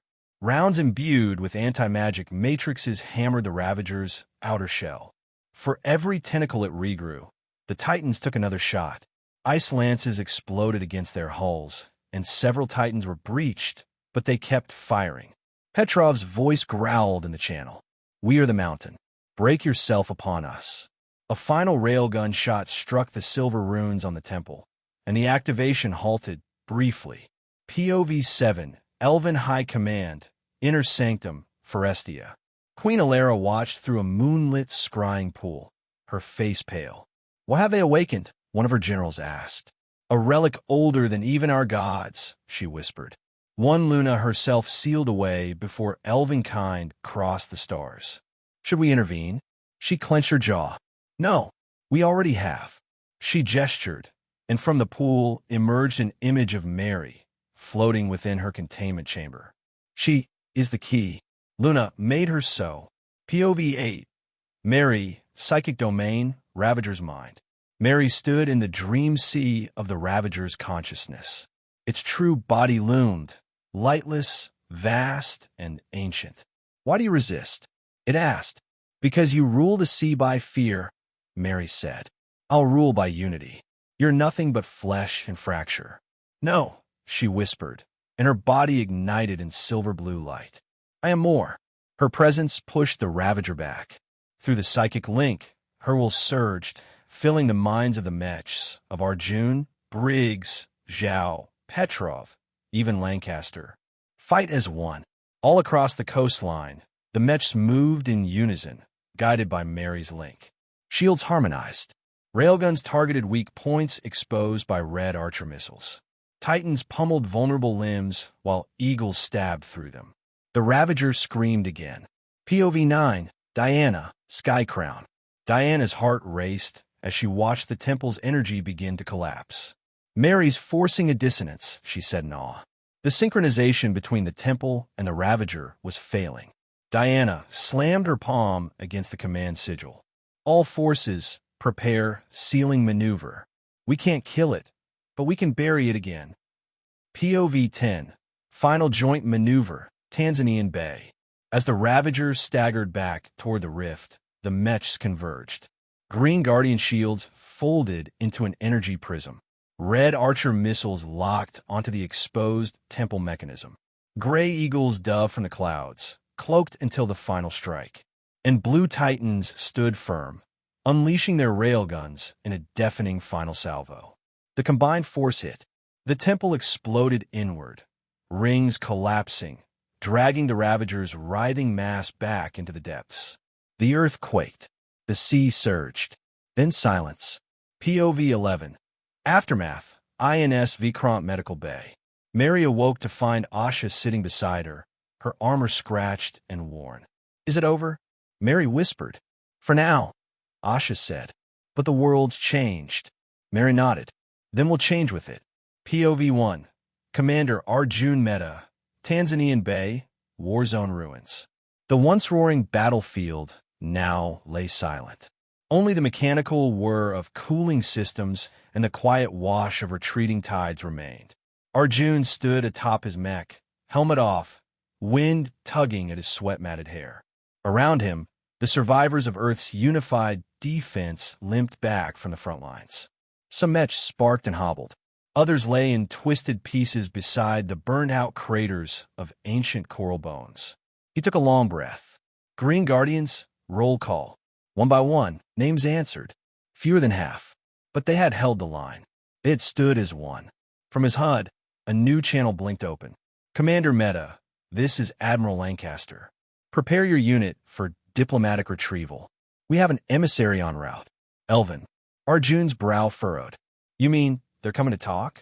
Queen Alara herself, Lancaster said. A ceasefire, at least for now.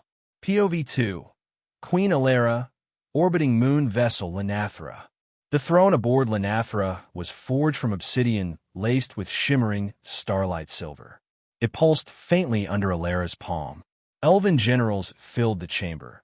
High elves, lunar priestesses, even 2 surviving royal envoys. Their voices clashed, echoing in tension. They sealed the Ravager, said General Velthus, voice thick with disbelief. Not even our best could attempt such a ritual. And yet, they had help, Alara said quietly, interrupting. Her silver eyes gleamed with cold calculation. They had her. A projection shimmered beside her. Mary, suspended in her psychic sphere during the battle. Her power had not just rivaled the Ravager. It had countered it.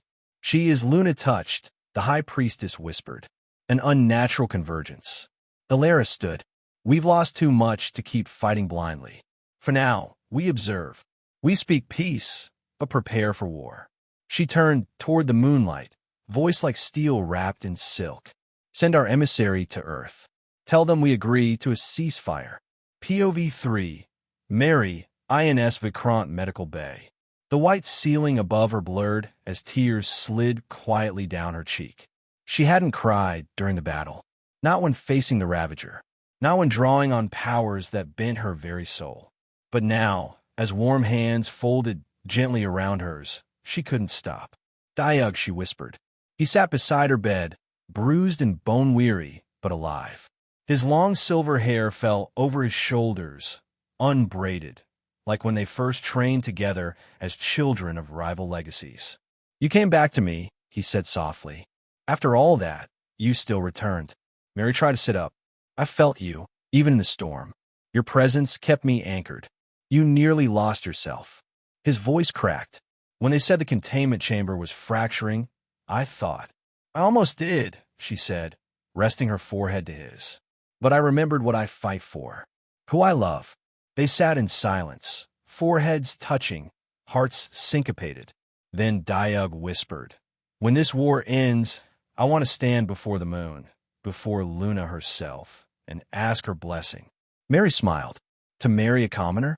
"To marry you." POV 4. United Earth Council, Nairobi Summit Hall. The Grand Summit Chamber was once a colonial museum. Now, under flickering blue banners, it served as the temporary council site for Earth's unified factions. Holographic projections hovered, data feeds from orbit, casualty tallies, recordings of the Ravager's demise.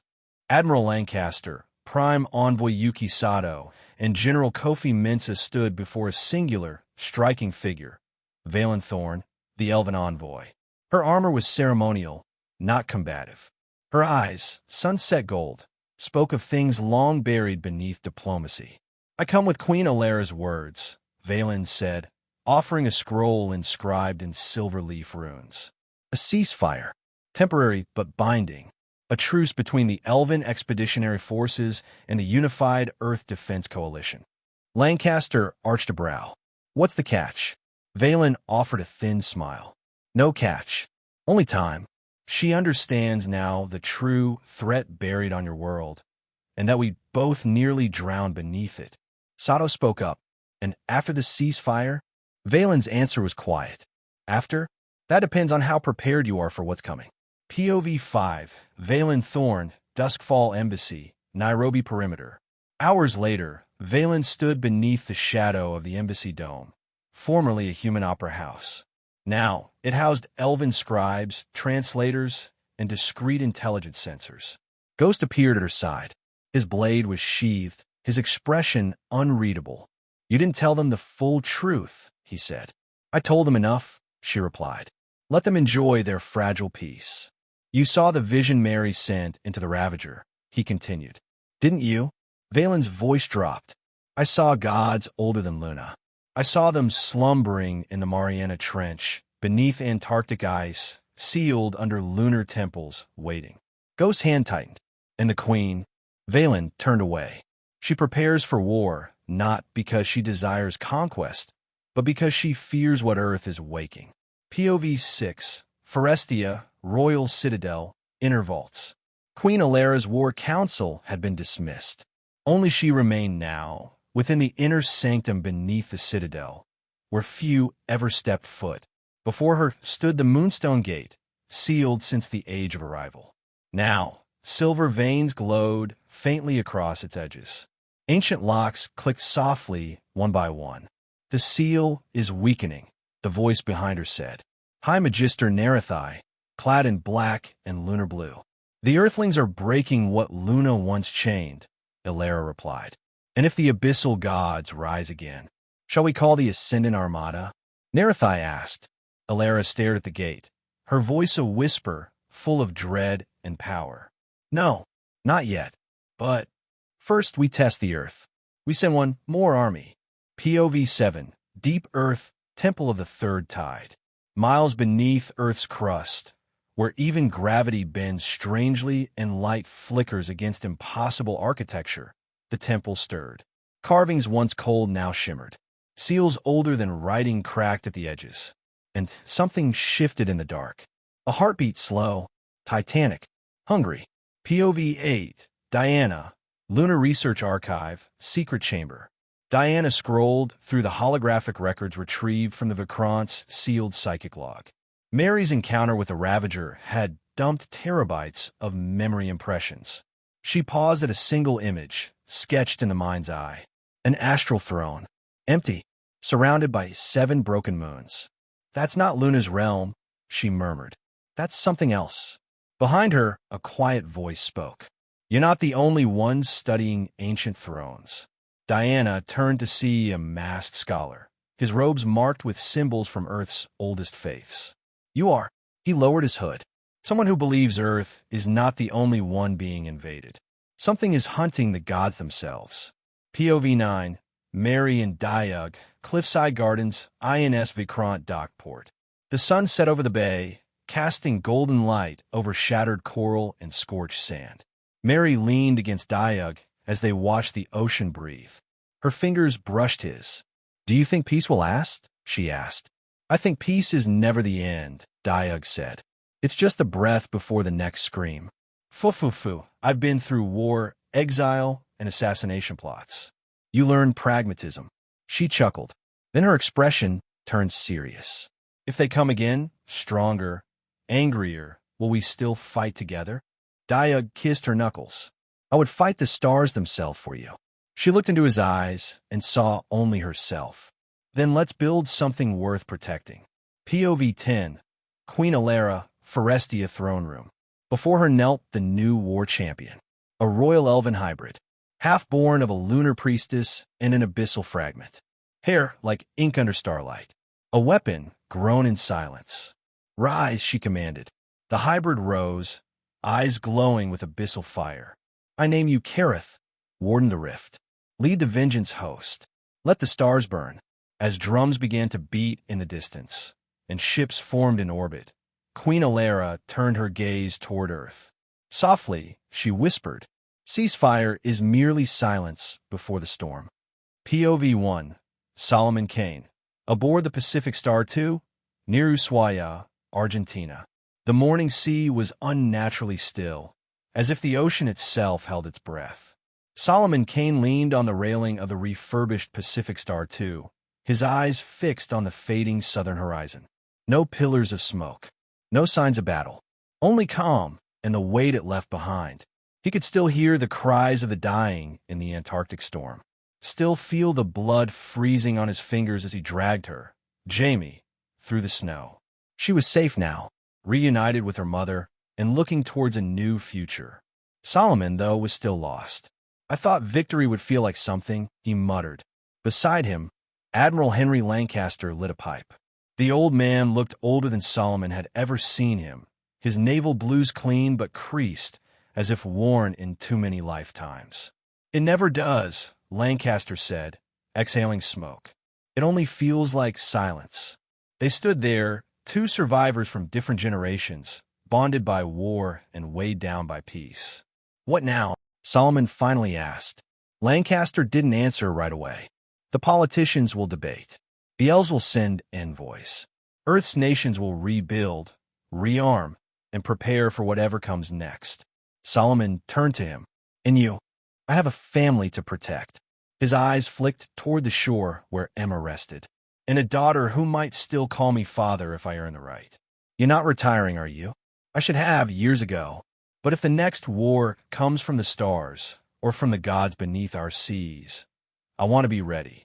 POV 2. Mary, INS Vikrant Medical Wing. Mary's body still ached in places the doctors couldn't explain. Her scans were normal, but her soul felt stretched, frayed at the edges from touching the abyss. Yet she smiled. Diug sat by her bedside, his silver-white hair loosely tied, one hand clutching hers. His armor was gone. No titles, no commands, just him. I remember what you said, she murmured. He tilted his head. Which part? When you were on the ship before the Tanzanian battle. You said, if I die today, let it be for you. For us. Diug's voice was hoarse. And we didn't die. Not yet. Mary sat up, her hand cupping his cheek. Then let's live. Not for war. Not for Luna. For us. The room dimmed as the ship gently powered down systems across non-critical sectors. Outside, Earth's blue sky bled into dusk. You know, Diug whispered, there was a time when royals and commoners would be executed for even daring to love like this. Mary chuckled. Then let's keep daring. He leaned down and kissed her, gently, reverently, like a soldier surrendering to peace for the first time. POV 3. Political Ceasefire Summit, Geneva, Earth. It was a miracle the ceasefire even happened. The summit chamber was a theater of glass and reinforced alloy, surrounded by international military observers and guarded by elite forces from no fewer than 8 nations. But at its center stood 2 unlikely figures. Ambassador Isabella, draped in an Earth Mage diplomat's robe, and Princess Diana von Forestia, dressed in ceremonial armor once worn by Queen Alara herself. I speak not for all of Forestia, Diana said, her voice clear, but for those elves who no longer wish to bleed or bury their children for pride. Asha responded in kind.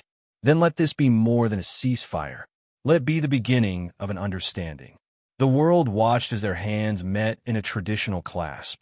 Not a handshake, but the mutual grasp of arms once used in battle, now in peace. Outside the chamber, protesters from both sides rallied and screamed. Some wanted blood, others wanted peace. The world was no longer split between enemy and ally. It was a churning sea of trauma and confusion.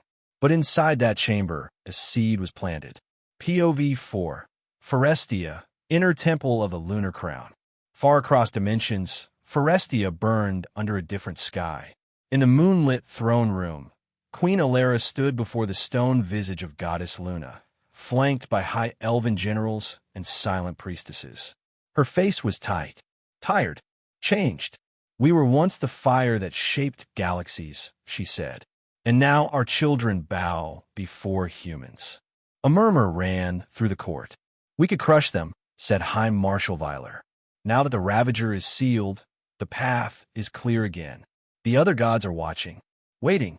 Queen Alara lifted a crystal orb, an artifact taken from the deepest vault of Forestia's forgotten histories. Within it flickered images, the Tanzanian battle, the sealing of the temple, and worst of all, Mary. She has become a fulcrum, Alara whispered. Not just of peace, of destiny. Should we eliminate her? Asked a cold voice. Lady Miraline, commander of the Astral Blades.